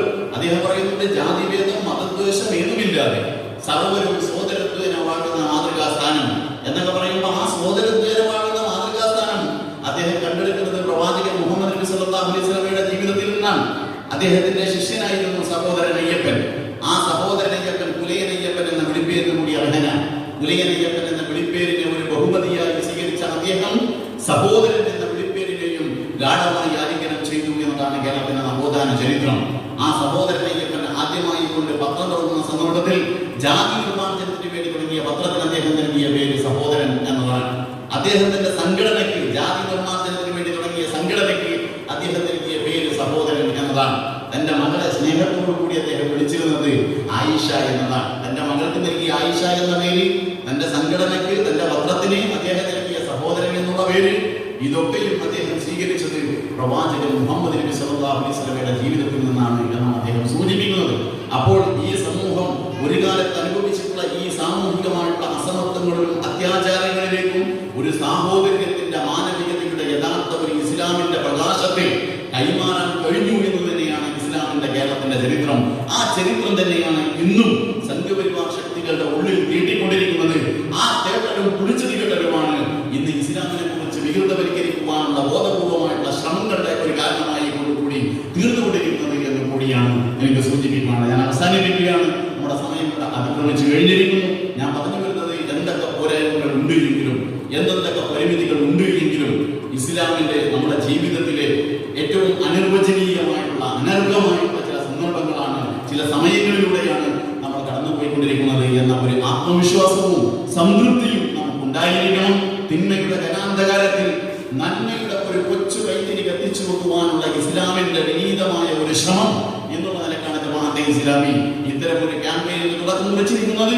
അതുകൊണ്ട് അധർമ്മത്തിന്റെ തിരമാലകൾ വന്നിടിച്ച് ഈ ഒരു നന്മയുടെ കൊച്ചു ഗുരുത്വം കൈമോശം വന്ന് പോകാതിരിക്കുവാൻ, ഇതിനെ കടലെടുത്തു പോകാതിരിക്കുവാൻ നമ്മൾ ബോധപൂർവമായി കൊണ്ട് പരിശ്രമിക്കുക, പ്രാർത്ഥിക്കുക. നിങ്ങളുടെ സഹകരണവും പ്രാർത്ഥനയും ഇസ്ലാമിക പ്രസ്ഥാനത്തിനോടൊപ്പം ഉണ്ടായിരിക്കണം എന്ന് അഭ്യർത്ഥിച്ചുകൊണ്ട്, പ്രാർത്ഥിച്ചുകൊണ്ട് ഞാൻ നിർത്തുന്നു. അൽഹംദുലില്ലാഹി റബ്ബിൽ ആലമീൻ. അസ്സലാമു അലൈക്കും.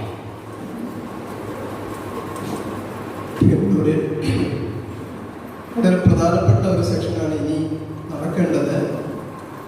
ഈ സംവാദ സദസ്സിനെ അർത്ഥവത്താക്കുന്നത് നമ്മളാണ്. നമ്മളെ അലട്ടിക്കൊണ്ടിരിക്കുന്ന ധാരാളം ചോദ്യങ്ങൾ, പലതും ഉത്തരം കിട്ടാത്ത ചോദ്യങ്ങൾ, പലപ്പോഴും നമ്മുടെ കുഞ്ഞുങ്ങൾ നമ്മളോട് ചോദിച്ചുകൊണ്ടിരിക്കുന്നു. +2 മുതൽ, ഹൈസ്കൂൾ മുതൽ, ഡിഗ്രി മുതൽ, ലെവൽ മുതലുള്ള പുതിയ കുട്ടികൾ പല ചോദ്യങ്ങളും മതനിരാസത്തിൽ അധിഷ്ഠിതമായി ചോദിച്ചുകൊണ്ടിരിക്കുന്നു. അതുപോലെ തന്നെ ഇസ്ലാമിന്റെ ശത്രുക്കൾ, ഇസ്ലാമിന്റെ പദങ്ങളെ, ഇസ്ലാമിന്റെ ജിഹാദ്, അതുപോലെ തന്നെ പർദ, വിവാഹം, ഇങ്ങനെ ഇസ്ലാമിന്റെ ചിഹ്നങ്ങളെ, ഈ പറയപ്പെടുന്ന കാഫർ പോലുള്ള കാര്യങ്ങൾ, മതതീവ്രവാദം, മതരാഷ്ട്രവാദം, അതുപോലെ സ്ത്രീ പുരുഷ സമത്വം, അതുപോലെ നബിയുടെ വിവാഹം തുടങ്ങിയവയാണ് സോഷ്യൽ മീഡിയയിൽ വളരെ വിപുലമായി ചർച്ച ചെയ്തുകൊണ്ടിരിക്കുന്നത്. സംഘപരിവാർ തുപ്പൽ ഹലാൽ വരെ ഇപ്പൊ എത്തി നിൽക്കുകയാണ്. ധാരാളം കാര്യങ്ങളുടെ ഇതിനെക്കുറിച്ച് ബോധമുള്ളവരാണ് ഈ സദസ്സിലുള്ളത് എന്നതുകൊണ്ട് ഇനി നടക്കുന്ന അല്പസമയം വിലപ്പെട്ട ചില ചോദ്യങ്ങളും ഉത്തരങ്ങളുമാണ് ഉണ്ടാകുക. നിങ്ങൾക്ക് ചോദിക്കാൻ പേപ്പർ നൽകും, ചോദ്യങ്ങൾ എഴുതി ഇവിടെ നൽകുകയാണ് വേണ്ടത്. ഇവിടെ ഉത്തരം നൽകുവാൻ ബഹുമാന്യനായ ഇതിന്റെ ക്യാമ്പയിൻ കൺവീനർ PH മുഹമ്മദ്, അതുപോലെ സോൾഡാറ്റി സംസ്ഥാന സെക്രട്ടറി കൺസിൽ ലത്തീഫ് അവർ, അതുപോലെ ഈ വിഷയത്തിൽ ആധികാരികമായി മറുപടി പറയാൻ കഴിയുന്നവരാണ് ഇവിടെ വേദിയിലുള്ളത്. അതിന് ഒരു വിഷയം അവതരിപ്പിക്കുക മാത്രമാണ് ചെയ്തത്. ഇതിനെ അർത്ഥവത്താക്കുന്നത് നമ്മുടെ ചോദ്യങ്ങളും അതിന്റെ ഉത്തരങ്ങളുമാണ്. അതാണ് നമ്മുടെ ഈ സദസ്സിന് ഏറ്റവും ഉണർവുണ്ടാക്കുന്നത്. അത്തരത്തിൽ ഉപയോഗപ്പെടുത്തിയണം എന്ന് അഭ്യർത്ഥിക്കുകയാണ്. ഇത് കഴിഞ്ഞാൽ നമുക്ക് നമസ്കരിക്കാൻ സംവിധാനം ഇവിടെ ഒരുക്കിയിട്ടുണ്ട്. അവിടെ നമസ്കരിക്കാവുന്നതാണ്. പിന്നെ പ്രോഗ്രാം അങ്ങനെ സമാപിച്ചുകൊണ്ട് നമസ്കരിക്കാം എന്നാണ് പ്രതീക്ഷിക്കുന്നത്. അല്ലാഹു അനുഗ്രഹിക്കുമാറാകട്ടെ. ചോദ്യങ്ങൾ ചോദിച്ചു തുടങ്ങാം.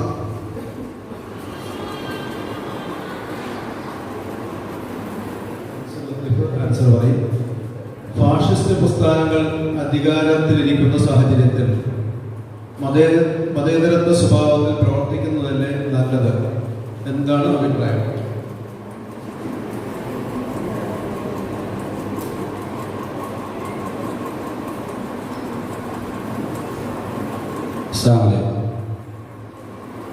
ഫാഷിസ്റ്റ് പ്രസ്ഥാനങ്ങൾ അധികാരം ലഭിക്കുന്ന സാഹചര്യത്തിൽ മതേതരത്വ സ്വഭാവത്തിൽ പ്രവർത്തിക്കുന്നതല്ലേ നല്ലത്?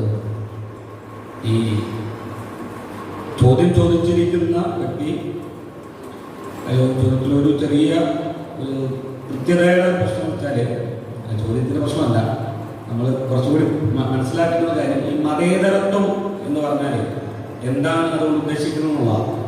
ഫാഷിസം അധികാരത്തിലിരിക്കുമ്പോൾ മതേതരത്വത്തോടുകൂടിയാണല്ലോ ജീവിക്കേണ്ടതെന്ന് പറയുമ്പോൾ എന്താണ് അതിൻ്റെ ഉദ്ദേശം? എന്തായാലും ഞാനൊരു ഉത്തരം പറയാം.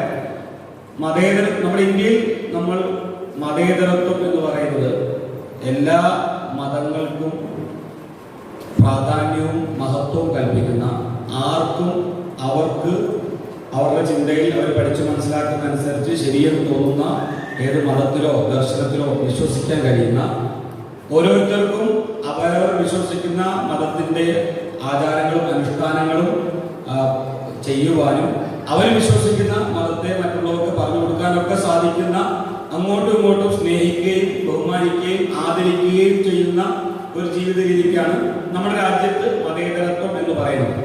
ഇത് ലോകത്ത് ആദ്യമായി ഉണ്ടാകുന്ന ഒരു സ്ഥലമല്ല നമ്മുടെ രാജ്യം എന്ന് പറയുന്നത്. മുഹമ്മദ് മുസ്തഫ റസൂലുള്ളാഹി സ്വല്ലല്ലാഹു അലൈഹി വസല്ലം തങ്ങൾ മദീന കേന്ദ്രീകരിച്ച് ഒരു രാജ്യം രൂപീകരിക്കുമ്പോൾ അന്ന് യഥാർത്ഥത്തിൽ മുസ്ലിം ജനസംഖ്യ എന്ന് പറയുന്നത് 2.5%, 15% മാത്രമേ ഉള്ളൂ എന്നുള്ളതാണ്. അതായത് 10,000 മനുഷ്യന്മാരുള്ള ഒരു നാട്ടില് 400 കുടുംബങ്ങളിൽ നിന്ന് ഏതാണ്ട് 1500 മുസ്ലിങ്ങളായിരുന്നു നബി സല്ലല്ലാഹു അലൈഹി വസല്ലം തങ്ങൾ ഒരു രാജ്യം രൂപീകരിക്കുമ്പോൾ ഉണ്ടായിരുന്നത്. ലോകത്ത് ആദ്യമായിട്ട് എഴുതി തയ്യാറാക്കിയ ഒരു രാജ്യത്തിന്റെ ഭരണഘടന എന്ന് പറയുന്നത് റസൂൽ സല്ലല്ലാഹു അലൈഹി വസല്ലം തങ്ങൾ രൂപീകരിച്ച മദീന രാഷ്ട്രത്തിന്റെ ഭരണഘടനയാണ്. അതിൽ 52 പാരഗ്രാഫാണ് ഉണ്ടായിരുന്നത്. അതിൽ 27 പാരഗ്രാഫും മുസ്ലിങ്ങൾ അല്ലാത്തവരുടെ അവകാശങ്ങളെ പറ്റി പറയുന്നതായിരുന്നു. അവിടെ ജൂതമത വിശ്വാസം ഉണ്ടായിരുന്നു, ക്രിസ്ത്യാനികൾ ഉണ്ടായിരുന്നു, മുസ്ലിങ്ങൾ ഉണ്ടായിരുന്നു, തീയെ ആരാധിക്കുന്നവരുണ്ടായിരുന്നു, കുറേ ദൈവങ്ങളെ ആരാധിക്കുന്ന ബഹുദൈവ വിശ്വാസം ഉണ്ടായിരുന്നു, ഒരു ദൈവത്തെയും ആരാധിക്കാത്തവരുണ്ടായിരുന്നു. അവരെല്ലാവരും ചേർന്ന ഒരു രാഷ്ട്രമായി ജീവിക്കുകയായിരുന്നു.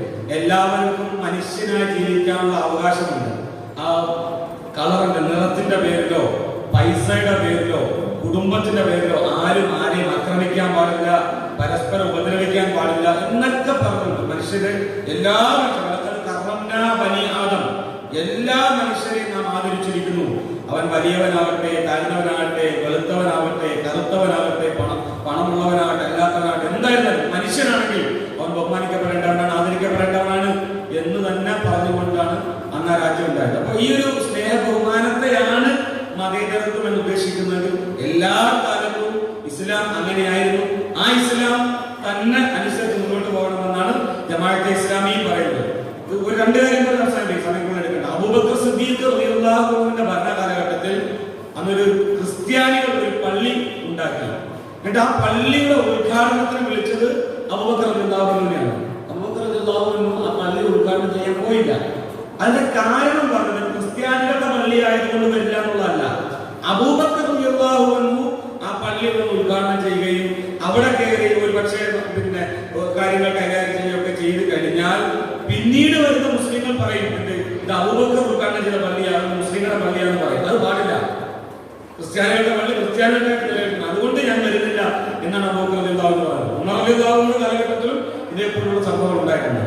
അപ്പോ ജനങ്ങൾ പരസ്പരം സ്നേഹിക്കുക, ഇഷ്ടപ്പെടുക, ബഹുമാനിക്കുക, അങ്ങനെയൊക്കെയുള്ള ഒരു ജീവിതത്തിനാണ് ഈ മതേതരത്വം എന്ന് പറയുന്നത്. ഇന്നെന്നല്ല, ഫാഷിസ്റ്റ് അധികാരത്തിൽ ഉണ്ടാകട്ടെ ഇല്ലാതിരിക്കട്ടെ, എല്ലാ കാലത്തും മനുഷ്യർ അങ്ങനെ തന്നെയാണ് ജീവിക്കേണ്ടതെന്നാണ് ഇസ്ലാമിന്റെ വിശുദ്ധ ഖുർആനിലെ 1-ാമത്തെ സൂറത്തുൽ ഫാത്തിഹയുടെ ഫസ്റ്റ് ബിസ്മില്ലാഹിർ റഹ്മാനിർ റഹീം എന്ന് പറഞ്ഞ തൊട്ടടുത്ത ആയതെന്താ? അൽഹംദുലില്ലാഹി റബ്ബിൽ ആലമീൻ.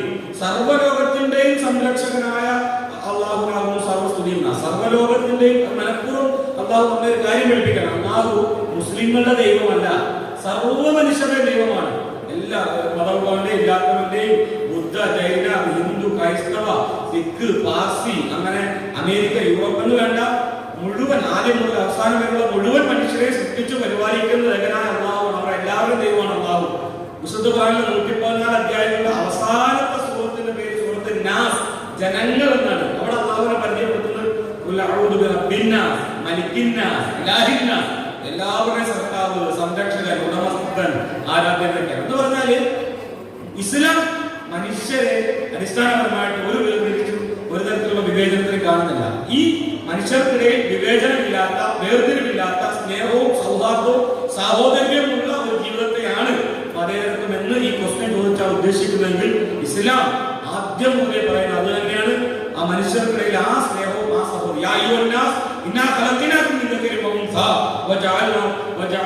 തുടങ്ങുന്നതായിട്ടുണ്ടല്ലോ. ജനങ്ങളെ നിങ്ങളെ ഒരേ ആണിൽ നിന്നും പെണ്ണിൽ നിന്നുമാണ് സൃഷ്ടിച്ചത്. നിങ്ങളുടെ വ്യത്യസ്ത ഗോത്രങ്ങൾ വ്യത്യസ്ത വിഭാഗങ്ങളും വ്യത്യസ്ത നാട്ടിലൊക്കെ ആർക്കെങ്കിലും തിരിച്ചറിയാൻ വേണ്ടി മാത്രമാണ്. അല്ല അതുകൊണ്ട് നമുക്ക് വലിയ പ്രത്യേകതയൊന്നുമില്ല. നല്ല സ്വഭാവമുള്ളവരാണ് അള്ളാഹിന്റെ ഏറ്റവും നല്ലവൻ എന്ന് പറയുന്നുണ്ടല്ലോ. ആ സാഹചര്യമാണ് ഇസ്ലാം എന്നും മുന്നോട്ട് വെക്കുന്നത്. എന്നും അങ്ങനെയാണ്. ഫാഷിസം അല്ലെങ്കിൽ ആരധികാരത്തിൽ വന്നവരും അങ്ങനെ തന്നെയായിരിക്കും ഉണ്ടാകേണ്ടത്. ആ മനുഷ്യർക്കിടയിലെ ഇഷ്ടത്തെയും സ്നേഹത്തെയും സഹോദര്യത്തെയും തന്നെയാണ് ഇസ്ലാമി പറഞ്ഞുകൊണ്ടിരിക്കുന്നത്. ആ സഹോദര്യം നിലനിൽക്കാൻ വേണ്ടിയാണ് ഇത്തരത്തിലുള്ള സംവാദ സൗഹാർദ്ദ സാഹസങ്ങൾ നടത്തുന്നത്.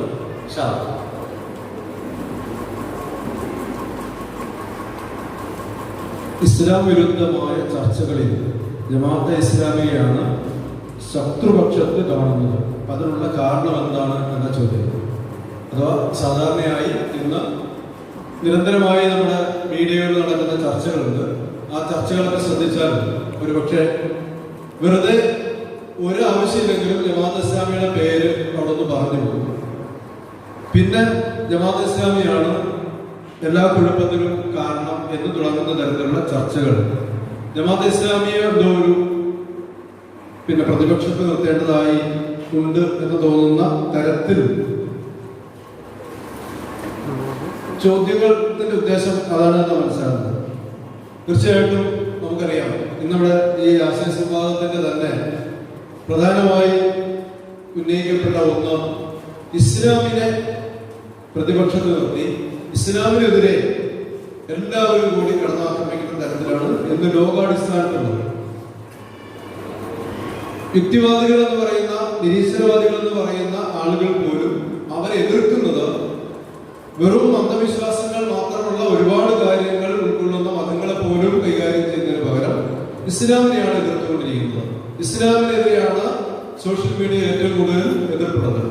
അപ്പോ നമുക്ക് ചോദിക്കാം, എന്തുകൊണ്ടാണ് ഇസ്ലാമിനെ ഇങ്ങനെ ആളുകൾ എതിർത്തുകൊണ്ടിരിക്കുന്നത്, ശത്രുപക്ഷം എടുക്കുന്നത്? ഒറ്റ മറുപടിയേ ഉള്ളൂ. ഇസ്ലാമാണ് ആളുകൾക്ക് അവരുടെ സ്വാർത്ഥ താല്പര്യങ്ങൾക്ക്, അവരുദ്ദേശിക്കുന്ന അനാവശ്യമായ കാര്യങ്ങൾക്ക്, അവരുടെ വ്യക്തി താല്പര്യങ്ങൾക്ക് അല്ലെങ്കിൽ അവരുടെ തെറ്റായ പ്രവണതകൾക്ക് തടസ്സം നിൽക്കുന്നത് ഇസ്ലാമാണ് എന്നതുകൊണ്ടാണ് സാമ്രാജ്യ ശക്തികൾ, ഭരണകൂടങ്ങളൊക്കെ ഇസ്ലാമിനെ മറുപക്ഷത്ത് നിർത്താൻ ആഗ്രഹിച്ചുകൊണ്ടിരിക്കുന്നത്. ജമാഅത്തെ ഇസ്ലാമിയെ എന്തുകൊണ്ട് ഇങ്ങനെ മറുപക്ഷത്ത് നിർത്തി ആക്രമിക്കുന്നു എന്ന് ചോദിച്ചാൽ അതിനെ മറുപടി മുസ്ലിം സംഘടനകളിൽ ഇസ്ലാമിനെ ഒരു ആദർശമായി അംഗീകരിച്ച ജീവിതത്തിന്റെ എല്ലാ മേഖലയും അള്ളാഹുവിന്റെ ദീനനുസരിക്കണം എന്ന് പഠിപ്പിക്കുന്ന ഒരു പ്രസ്ഥാനമാണ് ജമാഅത്തെ ഇസ്ലാമി. അതിലെ പ്രവർത്തകർ പരമാവധി നല്ലവരാകാൻ, അവരുടെ ജീവിത വിശുദ്ധി നിലനിർത്താൻ പരമാവധി ശ്രമിച്ചുകൊണ്ടിരിക്കുന്നുണ്ട്. അവർ ഏതെങ്കിലും രാഷ്ട്രീയ പാർട്ടികളുടെയോ അല്ലെങ്കിൽ ഏതെങ്കിലും മതസംഘടനകളുടെയോ ഏതെങ്കിലും മറ്റ് കൂട്ടങ്ങളുടെയോ താല്പര്യങ്ങൾക്ക് വേണ്ടി അടിയറ വെക്കാൻ, ആദർശത്തെ അടിയറ വെക്കാൻ സന്നദ്ധമല്ല എന്നതുകൊണ്ട് ഈ ആളുകളെ എതിർത്തേ പറ്റൂ എന്ന് ചിലർ തീരുമാനിച്ചിരിക്കുന്നു. ജമാഅത്തെ ഇസ്ലാമിയെ സംബന്ധിച്ചിടത്തോളം അതിന്റെ രൂപീകരണം മുതൽ ഇന്നേ വരെ അതിന്റെ ചരിത്രത്തിൽ നന്മകളല്ലാത്ത ഒന്നും കണ്ടെടുക്കാൻ കഴിയില്ല. നിങ്ങൾ പരിശോധിച്ച് നോക്കിയാൽ അറിയാം, ഇന്ത്യയില് വർഗീയ ഫാസിസം അഴിഞ്ഞാടി ഒരുപാട് വർഗീയ കലാപങ്ങൾ നടന്നിട്ടുണ്ട്. വർഗീയ കലാപങ്ങളിൽ നൂറുകണക്കിന് ആയിരക്കണക്കിന് മനുഷ്യർ മരണപ്പെട്ടിട്ടുണ്ട്, കിരാതമായി വധിക്കപ്പെട്ടിട്ടുണ്ട്. അവിടെ ജമാഅത്തെ ഇസ്ലാമിയുടെ ഒരു പ്രവർത്തകരെ പോലും നിങ്ങൾക്ക് കാണാൻ കഴിയില്ല ആ കലാപത്തിൽ പങ്കെടുത്തതായി. മറിച്ച് കലാപ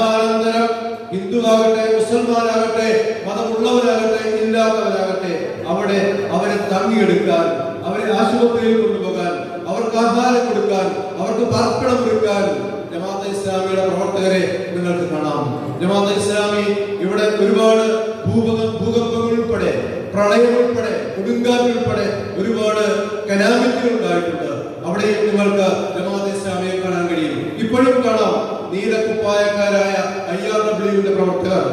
ഇന്ന് സുനാമി ഉണ്ടായപ്പോ, നമ്മുടെ ജില്ലയിൽ സുനാമി ഉണ്ടായപ്പോ 3 മാസക്കാലമാണ് ജമാഅത്തെ ഇസ്ലാമിയുടെ പ്രവർത്തകർ അവിടെ സേവന തൽപരരായി ഉണ്ടായിരുന്നത്. കോടിക്കണക്കിന് രൂപ പിരിച്ചെടുത്ത് ആ പൈസയുടെ 5 പൈസ പോലും കൃത്യമായി പത്രത്തിൽ കണക്ക് ബോധിപ്പിച്ചുകൊണ്ട് അവിടെ മുസ്ലിങ്ങൾ ഉണ്ടായിട്ടല്ല, അമുസ്ലിങ്ങൾ മാത്രം തിങ്ങിപ്പാർക്കുന്ന കരുനാഗപ്പള്ളിയുടെ ആ പ്രദേശത്ത് സുനാമിയില് നമ്മൾ ദുരിതാശ്വാസ പ്രവർത്തനത്തിന് പോയിട്ടുണ്ട്.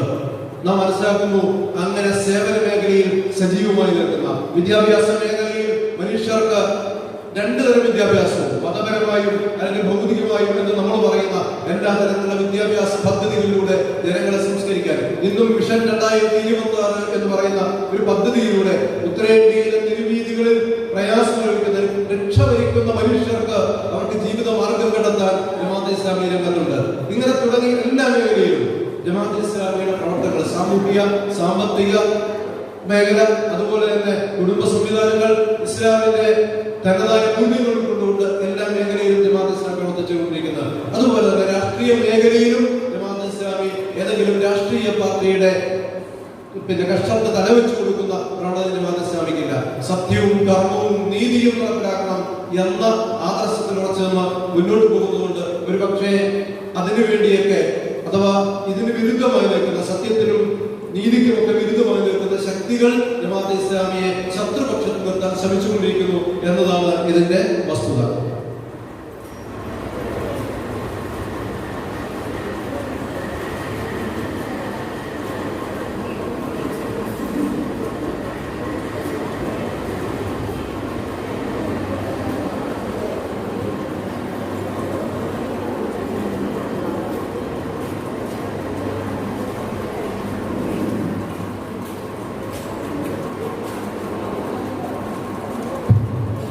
ജിഹാദ്, ഹലാൽ എന്നിങ്ങനെയുള്ള പദങ്ങൾ വിശദമാക്കാമോ? ഒരു കാര്യം ബന്ധപ്പെട്ട് മനസ്സിലാക്കുന്നത്, ഇസ്ലാമിനെ ആളുകൾ തെറ്റിദ്ധരിപ്പിക്കുവാനും പിന്നെ അവമതിക്കാനുമുള്ള ശ്രമങ്ങൾ നടത്തുന്ന കാലത്താണ് കൂടുതലായിട്ട് ഇസ്ലാമിനെ പറ്റി ആളുകൾ പഠിക്കുകയും ചെയ്യുന്നത്. എന്തായാലും ഇങ്ങനെയുള്ള ഈ പദാവലികൾ അള്ളാഹുവിന് അങ്ങനെ ഒരു പ്രത്യേകതയുണ്ട്. ശത്രുക്കളുടെ കൈകൾ കൊണ്ട് ഇസ്ലാമിനെ വളർത്തുക എന്ന് പറയുന്ന സംവിധാനമാണ്. ഇങ്ങനെയുള്ള ചർച്ചകൾ യഥാർത്ഥത്തിൽ ശരിയായ ഇസ്ലാം എന്താണ് എന്ന് ജനങ്ങൾക്ക് മനസ്സിലാക്കാൻ കൃത്യമായി സാധിക്കും. നമുക്ക് ഈ ജിഹാദ് ഇതൊക്കെ പറയാൻ കാലത്ത് പേടിയോ അല്ലെങ്കിൽ ഒരു പ്രശ്നമോ ഇതൊക്കെ എങ്ങനെ ആൾക്കാർ പറഞ്ഞു കൊടുക്കാൻ. ഇപ്പൊ ആൾക്കാർ നമ്മളോട് തന്നെ ചോദിച്ചുകൊണ്ടിരിക്കുക, എന്താണ് ജിഹാദ്, എന്താണ് ഹലാൽ. എന്തായാലും നല്ലൊരു രീതിയാണ്. ഇരിക്കട്ടെ, ജിഹാദ് എന്ന പദം അത് നമുക്കറിയുന്നതായിരിക്കാം, എന്നാൽ പോലും ചെറുതായിട്ട് പറയാം. ജിഹാദ് എന്ന പദം അത് 125-ലധികം അർത്ഥ വിശദീകരണങ്ങളുള്ള ഒരു പദമാണ് ജിഹാദ് എന്ന് പറയുന്നത്. അതിന്റെ അടിസ്ഥാന അറബി ഭാഷയിലെ അടിസ്ഥാന വാക്ക് ജഹദ് അല്ലെങ്കിൽ ജുഹദ് എന്ന 2 അടിസ്ഥാനങ്ങളിൽ നിന്നാണ് അതിങ്ങനെ വികസിക്കുന്നത്. 125-ലധികം അർത്ഥങ്ങളായിട്ട് നമുക്ക് കാണാൻ കഴിയും. അതിന് യുദ്ധം അർത്ഥവും ഉണ്ട്. ഏറ്റവും അവസാന ഭാഗങ്ങളാണ് അതിന്റെ അർത്ഥം പറയുന്നത്. പൊതുവേ ഇതിനെ പറയുന്നത് ത്യാഗം, അധ്വാനം, പരിശ്രമം, ബുദ്ധിമുട്ട്. ഇപ്പോൾ ഒരു ഹാർഡ് വർക്ക് ചെയ്യണം. ഇപ്പൊ സിവിൽ സർവീസ് പരീക്ഷ പഠിക്കാൻ വേണ്ടി ഒരു വിദ്യാർത്ഥി രാവും പകലിരുന്ന് പഠിക്കണം, നമുക്ക് പറയാം അവൻ സിവിൽ സർവീസിന് വേണ്ടി ജിഹാദ് ചെയ്യാമെന്ന് പറയാം. എന്റെ അർത്ഥം സിവിൽ സർവീസിന് വേണ്ടി അവൻ ചെയ്യാൻ കഷ്ടപ്പെട്ട് പഠിക്കുകയാണെന്നല്ല അർത്ഥം. ഇപ്പം ഒരാള് രോഗം കൊണ്ട് ഇങ്ങനെ ഭയങ്കര ബുദ്ധിമുട്ടാണ്, അത് മാറാൻ വേണ്ടി ഓടി നടക്കുന്നു. ആ രോഗത്തുമായിട്ട് അവൻ ജിഹാദ് ചെയ്യാൻ പറയാം. അത് മാറാൻ വേണ്ടി ഇങ്ങനെ പലയിടത്തും ഓടിച്ചാടി നടക്കുകയാണ് എന്റെ അർത്ഥം. ഏത് കാര്യത്തിൽ നമ്മൾ വളരെ വലിയ അധ്വാനം ചെയ്ത് പണിയെടുക്കുന്നുവോ അതിനാണ് ജിഹാദ് എന്ന് പറയുക. എന്നുവെച്ചാൽ കഷ്ടങ്ങൾ അനുഭവിച്ചുകൊണ്ട്, പ്രയാസങ്ങൾ അനുഭവിച്ചുകൊണ്ട്, ബുദ്ധിമുട്ടുകൾ അനുഭവിച്ചുകൊണ്ട്, ത്യാഗങ്ങൾ അനുഭവിച്ചുകൊണ്ട് ഒരു കാര്യം ചെയ്യുന്നതിനാണ് ജിഹാദ് എന്ന് പറയുന്നത് ഭാഷാപരമായി. ഖുർആനിൽ ഈ വാക്ക് ഉപയോഗിച്ചിരിക്കുന്നത് സത്യം, ധർമ്മം, നീതി, അള്ളാഹു മുന്നോട്ട് വെക്കുന്ന ജീവിതം ആയ ഇസ്ലാം എന്ന് പറയുന്ന ജീവിത പദ്ധതിയെ ജനങ്ങൾക്ക് മനസ്സിലാക്കി കൊടുക്കുവാൻ, സ്വന്തം ജീവിതത്തിൽ പകർത്തുവാനും ജനങ്ങൾക്ക് മനസ്സിലാക്കി കൊടുക്കുവാനും വേണ്ടി ഒരാൾ നടത്തുന്ന ഉദ്ദേശിക്കുന്നത്. അപ്പോ നമ്മൾ നടത്തുന്ന പ്രസംഗം നടത്തിയാൽ അത് ജിഹാദാണ്. ഇനി നമ്മൾ ഒരു മനുഷ്യനെ പോയി കണ്ട് അയാൾക്ക് ഒരു പുസ്തകം കൊടുക്കാൻ പോവുകയാണ്, ഇസ്ലാമിനെ പറ്റി പഠിപ്പിക്കുന്ന ഒരു പുസ്തകം കൊടുക്കാൻ പോവുകയാണ്, അത് ജിഹാദാണ്. ഒരു രണ്ട് മുസ്ലിങ്ങൾ തമ്മിൽ കണ്ടുമുട്ടുമ്പോൾ ഒരാൾക്ക് ഒരു സംശയം തോന്നി ഇസ്ലാമിനെ പറ്റി, അത് സംശയം മാറ്റി കൊടുക്കൽ, അത് ജിഹാദാണ്. എന്ന് പറഞ്ഞാൽ സത്യം, നേര്, ധർമ്മം, നീതി ഇത് ജനങ്ങൾക്ക് പറഞ്ഞു മനസ്സിലാക്കി കൊടുക്കാൻ വേണ്ടി അതിന്റെ ഭാഗത്ത് നടത്തുന്ന അധ്വാന പരിശ്രമങ്ങളെയാണ് എന്ന് പറയുന്നത് ജിഹാദ് എന്ന് പറയുന്നത്. കാരണം അതിന്റെ കൃത്യമായ അർത്ഥം. ഇനി ഇതിൽ യുദ്ധം ഇല്ലേ? ഉണ്ട്. ഇസ്ലാം യുദ്ധം ചെയ്തിട്ടുണ്ടോ? ഉണ്ട്. മുഹമ്മദ് നബി സല്ലല്ലാഹു അലൈഹി വസല്ലം തങ്ങൾ യുദ്ധം ചെയ്തിട്ടുണ്ടോ? ഉണ്ട്. ഉത്തരം ഉണ്ട് എന്നാണ്. ഇനി അങ്ങനെ വരുമ്പോ മനസ്സിലാക്കേണ്ട ഒരു കാര്യം, അങ്ങനെയാണെങ്കിൽ യുദ്ധം ചെയ്തിട്ടല്ലേ ഇസ്ലാം വളർന്നത്? ഇനി അങ്ങനെ വിശദീകരണ ചോദ്യം വരണ്ടാന്നുള്ളതാണ് ഞാൻ പറയുന്നത്. വാളുകൊണ്ട് വളർന്നതാണ് ഇസ്ലാം. അതിനുവേണ്ടിയാണ് അതൊക്കെ പറയുന്നത്. വാളുകൊണ്ട് വളർന്നതാണ് ഇസ്ലാം, യുദ്ധം ചെയ്തിട്ട് വളർന്നതാണ് ഇസ്ലാം എന്നാണ്. അപ്പോ അവിടെ തെറ്റിദ്ധരിക്കണം. ഇസ്ലാമിൽ യുദ്ധം നടന്നത് മുഹമ്മദ് മുസ്തഫ റസൂലുള്ളാഹി സ്വല്ലല്ലാഹു അലൈഹി വസല്ലം തങ്ങളുടെ കാലഘട്ടത്തിൽ നബി സല്ലല്ലാഹു അലൈഹി വസല്ലം തങ്ങളുടെ അനുചരന്മാർ, നബിയുടെ സഹാബാക്കളാണ്, അവരും നബിയും കൂടി നടത്തിയിട്ടുള്ള യുദ്ധങ്ങൾ എന്ന് പറയുന്നത് 27 യുദ്ധങ്ങളാണ്, 29 യുദ്ധങ്ങളാണ്. നബി സല്ലല്ലാഹു അലൈഹി വസല്ലം തങ്ങൾ നിർദ്ദേശിച്ചിട്ട് സഹാബത്ത് പോയത് 35 യുദ്ധങ്ങളാണ്. ഇതിൽ പലതും യുദ്ധം നടന്നതല്ല, യുദ്ധം എന്ന പേരേ ഉള്ളൂ. ഇപ്പം തബൂക്ക് എന്ന് പറയുന്ന ഒരു യുദ്ധമുണ്ട്, പക്ഷെ യുദ്ധം നടന്നിട്ടില്ല. നബിയും സഹാബത്തും അവിടെ ചെല്ലുമ്പോഴത്തേക്ക് ശത്രുക്കളും പോയിരുന്നു. അത് ഖണ്ടഖ് എന്ന് പറയുന്ന ഒരു യുദ്ധം. അത് യുദ്ധം എന്ന് പറയുന്നത് യുദ്ധമല്ല, ഇടങ്ങ് പിടിച്ച് അപ്പുറത്തെ ശത്രുക്കളും ഇപ്പുറത്തെ മുസ്ലിങ്ങൾ വരുന്നു. കുറെ കാലം നിന്നും ശത്രുക്കൾ മടുത്ത് തിരിച്ചു പോവുകയായിരുന്നു. അങ്ങനെ മക്കാ വിജയം, അത് യുദ്ധത്തിന്റെ കൂട്ടത്തിലാണ് പഠിച്ചത്. അതൊന്നും യുദ്ധം നടന്നിട്ടില്ല. എന്തായാലും ഇരിക്കട്ടെ, അങ്ങനെ 65 യുദ്ധങ്ങളാണ് നടന്നിട്ടുള്ളത്. അത് ആകെ മരണപ്പെട്ട ആൾക്കാർ ശത്രുപക്ഷത്ത് നിന്നും മുസ്ലിങ്ങളുടെ പക്ഷത്തു നിന്നും കൂടി മരിച്ചതെന്ന് പറയുന്നത്, മുസ്ലിങ്ങളുടെ പക്ഷത്തു നിന്ന് 255 പേരും ശത്രുക്കളുടെ പക്ഷത്ത് നിന്ന് 759 പേരും, ആകെ 1014 പേരാണ് ആ മൊത്തം യുദ്ധങ്ങളിൽ മരിച്ചിട്ടുള്ളത്. 6556 പേരെ തടവുപുള്ളികളായി പിടിച്ചിട്ടുണ്ട്. 2 പേരെയാണ് കുറ്റം തെളിയിക്കപ്പെട്ടതിന്റെ പേരിൽ വധശിക്ഷയ്ക്ക് വിധിച്ചിട്ടുള്ളത്. യുദ്ധങ്ങളുടെ കാരണമാണുള്ളത്. ഗോത്രങ്ങൾ പരസ്പര യുദ്ധം, കുടുംബങ്ങൾ പരസ്പര യുദ്ധം, വർഷങ്ങളോളം യുദ്ധം നടത്തിക്കൊണ്ടിരുന്ന കാലഘട്ടത്തിൽ റസൂൽ സല്ലല്ലാഹു അലൈഹി വസല്ലം തങ്ങൾക്ക് 23 വർഷം കൊണ്ട് ആ ജനതയുടെ മൊത്തം സാമൂഹ്യ രാഷ്ട്രീയ മേഖലയിൽ മാറ്റം ഉണ്ടാക്കുന്ന ഒരു വിപ്ലവം സാധ്യമാക്കി എടുക്കുന്നതിന് യുദ്ധം എന്ന് പറയുന്നത് വലിയൊരു വിഷയമേ അല്ല, അതിന്റെ ആവശ്യമേ ഇല്ലായിരുന്നു. അത് ആകെപ്പാട് നബിയുടെ 23 വർഷം ജീവിതത്തിൽ 3-4 മാസമാണ് ഈ മൊത്തം പറഞ്ഞ യുദ്ധത്തിന് വേണ്ടി മാറ്റിവെച്ചെന്ന് പറയാം. അത് 8-9 സ്ഥലങ്ങളിൽ. അതിൽ തന്നെ സംഭവിച്ച ഈ മരണം ഇത്രയേ ഉള്ളൂ. അത് തന്നെ നമുക്ക് മനസ്സിലാക്കാൻ ആയുധം. സ്ത്രീകളെ കൊല്ലരുത്, വൃദ്ധന്മാരെ കൊല്ലരുത്, പിന്നെ കുട്ടികളെ ഉപദ്രവിക്കരുത്, ആരാധനാലയങ്ങൾ തല്ലി മാത്രമല്ല ഒരു ആരാധനാലയം തകർക്കരുത്, കൃഷിയിടങ്ങൾ തകർക്കരുത്, ഫലവൃക്ഷങ്ങൾ നശിപ്പിക്കരുത്, അങ്ങനെ ഭയങ്കര നിയമം കൊടുത്തിട്ടുണ്ട്. ഒരു ഒട്ടകം അപ്പുറത്തെ വീട്ടിലെ ഒരു ഈത്തപ്പനയുടെ ഇല നിന്ന 40 വർഷം യുദ്ധം ചെയ്ത ആൾക്കാരുടെ ഇടയിലാണ് ഇങ്ങനെ യുദ്ധ നിയമങ്ങളൊക്കെ പഠിപ്പിച്ച ഒരു സംവിധാനം നിലനിൽക്കുന്നത്. എന്നാലും നമുക്ക് ചിലർ ചോദിക്കും, എന്നാലും യുദ്ധം നടന്നില്ലേ? നമുക്കറിയാം, ഈ റഷ്യ ഫ്രഞ്ച് വിപ്ലവം എന്ന് പറയുന്ന വിപ്ലവമുണ്ട്. സ്വാതന്ത്ര്യം, സമത്വം, പിന്നെ സ്വാതന്ത്ര്യം എന്നൊക്കെ പറഞ്ഞ് നടന്ന 1789 മുതൽ 1799 വരെ 10 വർഷവും 6 മാസവും 8 ദിവസവും നീണ്ടുനിന്ന ഫ്രാൻസിൽ നടന്ന ഒരു സാമൂഹിക വിപ്ലവത്തിനാണ് ഫ്രഞ്ച് വിപ്ലവം എന്ന് പറയാം. 60 ലക്ഷം മനുഷ്യന്മാരാണ് ആ വിപ്ലവത്തിൽ കുരുതി കൊടുക്കപ്പെട്ടത്. 1917 മുതൽ 1923 വരെ 6 വർഷവും 3 മാസവും നീണ്ടുനിന്ന ഒരു വിപ്ലവമാണ് റഷ്യൻ വിപ്ലവം എന്ന് പറയുന്നത്. ആ വിപ്ലവത്തിൽ കൊല ചെയ്യപ്പെട്ട മനുഷ്യന്മാരുടെ എണ്ണം 1 കോടിയാണ്. 1-ാം ലോക ഭീകര യുദ്ധത്തിൽ കൊല്ലപ്പെട്ട ആൾക്കാർ 74 ലക്ഷമാണ്. 2-ാം ലോക ഭീകര യുദ്ധത്തിൽ കൊല്ലപ്പെട്ട ആൾക്കാർ 1,05,00,000 the black book of communism എന്ന് പറയുന്ന പുസ്തകമുണ്ട്. ലോകത്ത് കമ്മ്യൂണിസ്റ്റുകാർ കൊന്ന ആൾക്കാരുടെ കണക്കാണ്. സ്റ്റാലിൻ, പിന്നെ ചെഷസ്ക്യൂ, പോൾപോട്ട്, പിന്നെ മാവോ സേതു എന്നൊക്കെ പറഞ്ഞ വലിയ കമ്മ്യൂണിസ്റ്റുകാരൊക്കെ റഷ്യയിലും ചൈനയിലും വിയറ്റ്നാമിലും പോളണ്ടിലും ബൾഗേറിയയിലും ഹംഗറിയിലും അവിടെ ഇതൊക്കെ കൊന്നത് 9,40,00,000 മനുഷ്യന്മാരെയാണ് കമ്മ്യൂണിസ്റ്റ് ഭരണാധികാരികൾ ലോകത്ത് കൊന്നുകളത്. സ്വന്തം പോളിറ്റ് ബ്യൂറോ അംഗങ്ങളെ, പിന്നെ അവരുടെ സെൻട്രൽ കമ്മിറ്റി അംഗങ്ങളെ, സൈനികരെ, പിന്നെ പാർട്ടി സെക്രട്ടറിമാരെ ഒക്കെ ഇവരെ പഠിക്കേണ്ട വിഷയം. ഇങ്ങനെ വിപ്ലവത്തിന്റെ പേരിൽ കോടാനക്കോടി മനുഷ്യന്മാരെ കൊന്നു തള്ളിയവരാണ് പറയുന്നത് ഇസ്ലാം യുദ്ധം കൊണ്ട് വളർന്നത്. യാഥാർത്ഥ്യം ഇതൊക്കെയാണ്, മനസ്സിലായില്ലേ? അപ്പൊ യുദ്ധമാണ്, യുദ്ധം ചെയ്ത് മറ്റുള്ളവരെ ഇസ്ലാമിലേക്ക് കൊണ്ടുവരുന്നതിനാണ് ജിഹാദ് എന്ന് പറഞ്ഞിട്ട് എങ്ങനെങ്കിലും വളച്ചിട്ട് പിടിച്ച ആൾക്കാരെ കൊണ്ടുവരുന്നതിന്റെ പേരാണ് ജിഹാദ് എന്ന് പറഞ്ഞിട്ട് പ്രേമിച്ചു കൊണ്ടുവരിക, മയക്കുമരുന്ന് കൊണ്ടുവരിക, ഭൂമി മേടിച്ചിട്ട് കൊണ്ടുവരിക എന്നൊക്കെ പറയുന്ന സംവിധാനമുണ്ട്. ഇതൊന്നും ഇസ്ലാമികമല്ല എന്ന് മനസ്സിലാക്കി ജനങ്ങൾക്ക് അങ്ങനെ പറഞ്ഞിരിക്കുക. കൃത്യമായില്ലെങ്കിൽ ചോദിച്ച് ക്ലിയർ ആക്കിയിട്ട് കുറവ് വിശദീകരിച്ചാൽ കുറെ സമയം നക്കാവുന്നതാണ് ഇനി വിശദീകരിക്കുന്നത്. ഹലാല്, ഈ ഹലാല് പറയുമ്പോഴേ ഈ 2021 ഇറങ്ങി തോന്നുന്ന ഒരു ആയത്തുണ്ട് ഖുർആന്റെ ഒരു പ്രത്യേകതയുണ്ട്.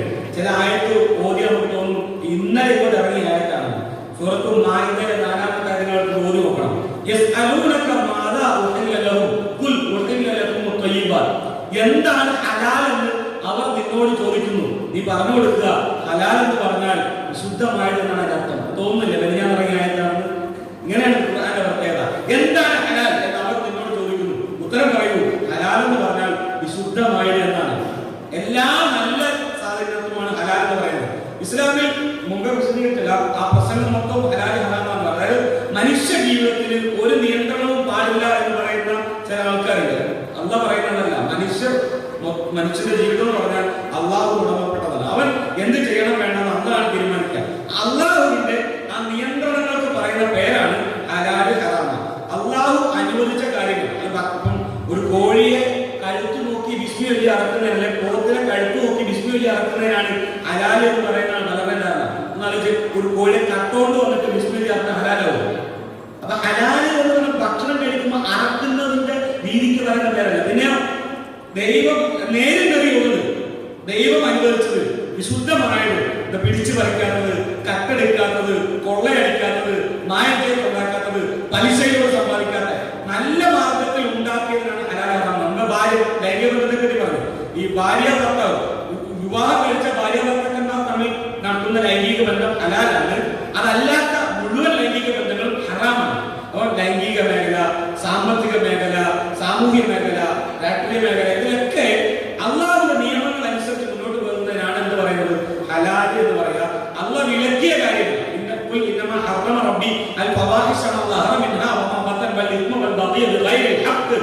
അശ്ലീലത, ആഭാസം, വൃത്തികേട്, തിന്മ, കുറ്റകൃത്യങ്ങൾ, അക്രമങ്ങൾ, ഇതൊക്കെയാണ് അള്ളാഹ് വിലക്കിയത്. ഇതിനൊക്കെയാണ് ഹറാം എന്ന് പറയുക.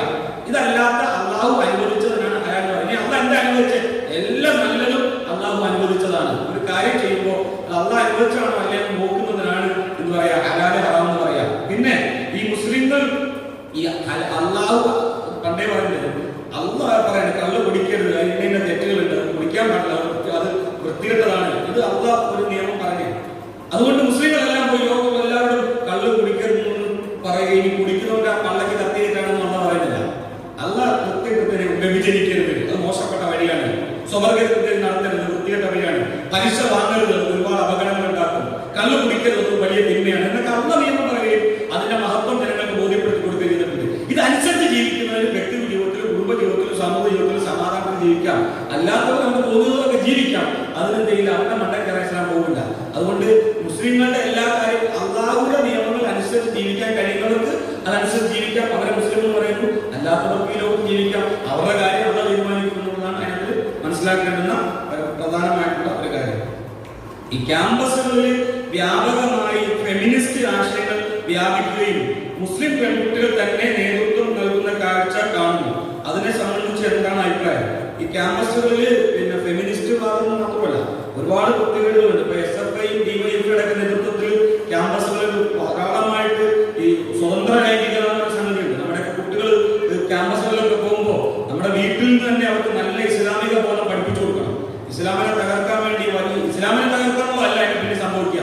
ഈ മനുഷ്യ ജീവിതം ഇവിടെ പറഞ്ഞില്ലേ, കുടുംബവും മനുഷ്യജീവിതം ഒക്കെ തകർന്നു. നമ്മുടെ ക്യാമ്പസുകൾ SFI, DYFI ആണ് അതിന് നേതൃത്വം കൊടുക്കുന്നത്. കേരളത്തിലെ ക്യാമ്പസുകൾ പ്രചരിപ്പിച്ചുകൊണ്ടിരിക്കുകയാണ്.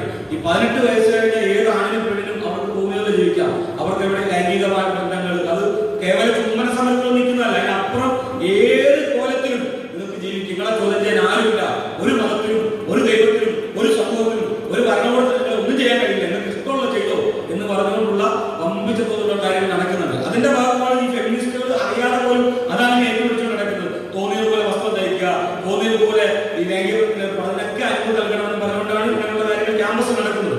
അതിന്റെ പ്രശ്നം എന്ന് പറഞ്ഞാൽ ഇസ്ലാമിനെ പിന്നെ തകർക്കുക എന്ന് പറയുന്ന ഒരു സംഭവം ഉള്ളതോടൊപ്പം തന്നെ സാമൂഹ്യ ജീവിതം നശിച്ചു പോകുന്നതാണ്.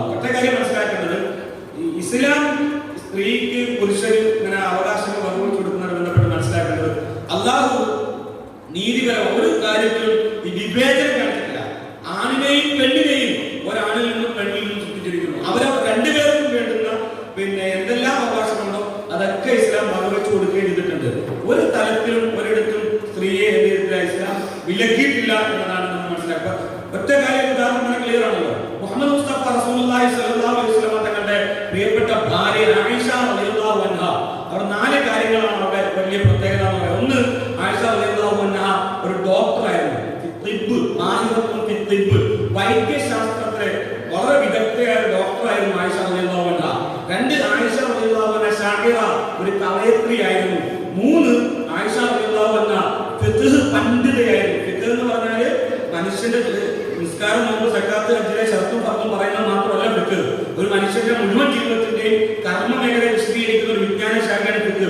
ആ ഫിഖ്ഹിൽ വളരെ വലിയ പണ്ഡിതയായിരുന്നു. അബൂബക്കർ, ഉമർ, ഉസ്മാൻ, അലി, അങ്ങനെ പിന്നെ അബ്ദുല്ലാഹി അബ്ബാസ്, അബ്ദുല്ലാഹി സുബൈർ റളിയല്ലാഹു അൻഹും അജ്മഈൻ, ഈ സഹാബാക്കളൊക്കെ പ്രാമാണികമായി എതിരഭിപ്രായമുള്ള 33 വിഷയങ്ങൾ ആയിഷ റളിയല്ലാഹു അൻഹയ്ക്ക് ഉണ്ടായിരുന്നു. 4ാമത്തെ വിഷയം, ഒരു വലിയ പ്രഭാഷകയായിരുന്നു ആയിഷ റളിയല്ലാഹു അൻഹ. നബി സ്ത്രീകളെ പൊതുമേഖലയിൽ തടയുമായിരുന്നെങ്കിൽ ആയിഷ റളിയല്ലാഹു അൻഹയ്ക്ക് ഈ മേഖലയിൽ വിജയിക്കാൻ കഴിയില്ലല്ലോ.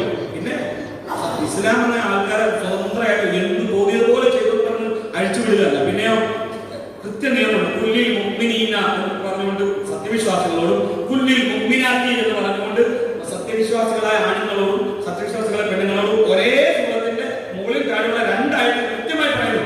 ആണുങ്ങളോട് പറയുക, വിശ്വാസികളായ ആണുങ്ങളോട് പറയുക, അവരുടെ കണ്ണുകളെ താഴ്ത്തുക, അവരുടെ ഗുഹ്യാവയവങ്ങളെ സൂക്ഷിക്കുക, മാനം മര്യാദയായിട്ട് മുന്നോട്ട് പോവുക. അതേപോലെ തൊട്ടടുത്തായിട്ട് സ്ത്രീകളോട് പറയുക, അവരുടെ കണ്ണുകളെ സൂക്ഷിക്കുക, അവരുടെ ഗുഹ്യാവയവങ്ങളെ സൂക്ഷിക്കുക. എന്ന് വെച്ചാൽ ധാർമ്മിക സദാചാര ബന്ധി പെണ്ണിന് മാത്രമുള്ളതല്ല, ആണിനും ഉള്ളതാണ്. പിന്നെ ഇസ്ലാമിൽ ഒരു വേഷവിധാനമുണ്ട്. അത് മുഖവും മുൻകൈയും അല്ലാത്ത മുഴുവൻ ഭാഗം സ്ത്രീ മറയ്ക്കണം എന്നത് ഇസ്ലാമിന്റെ ഒരു നിയമമാണ്.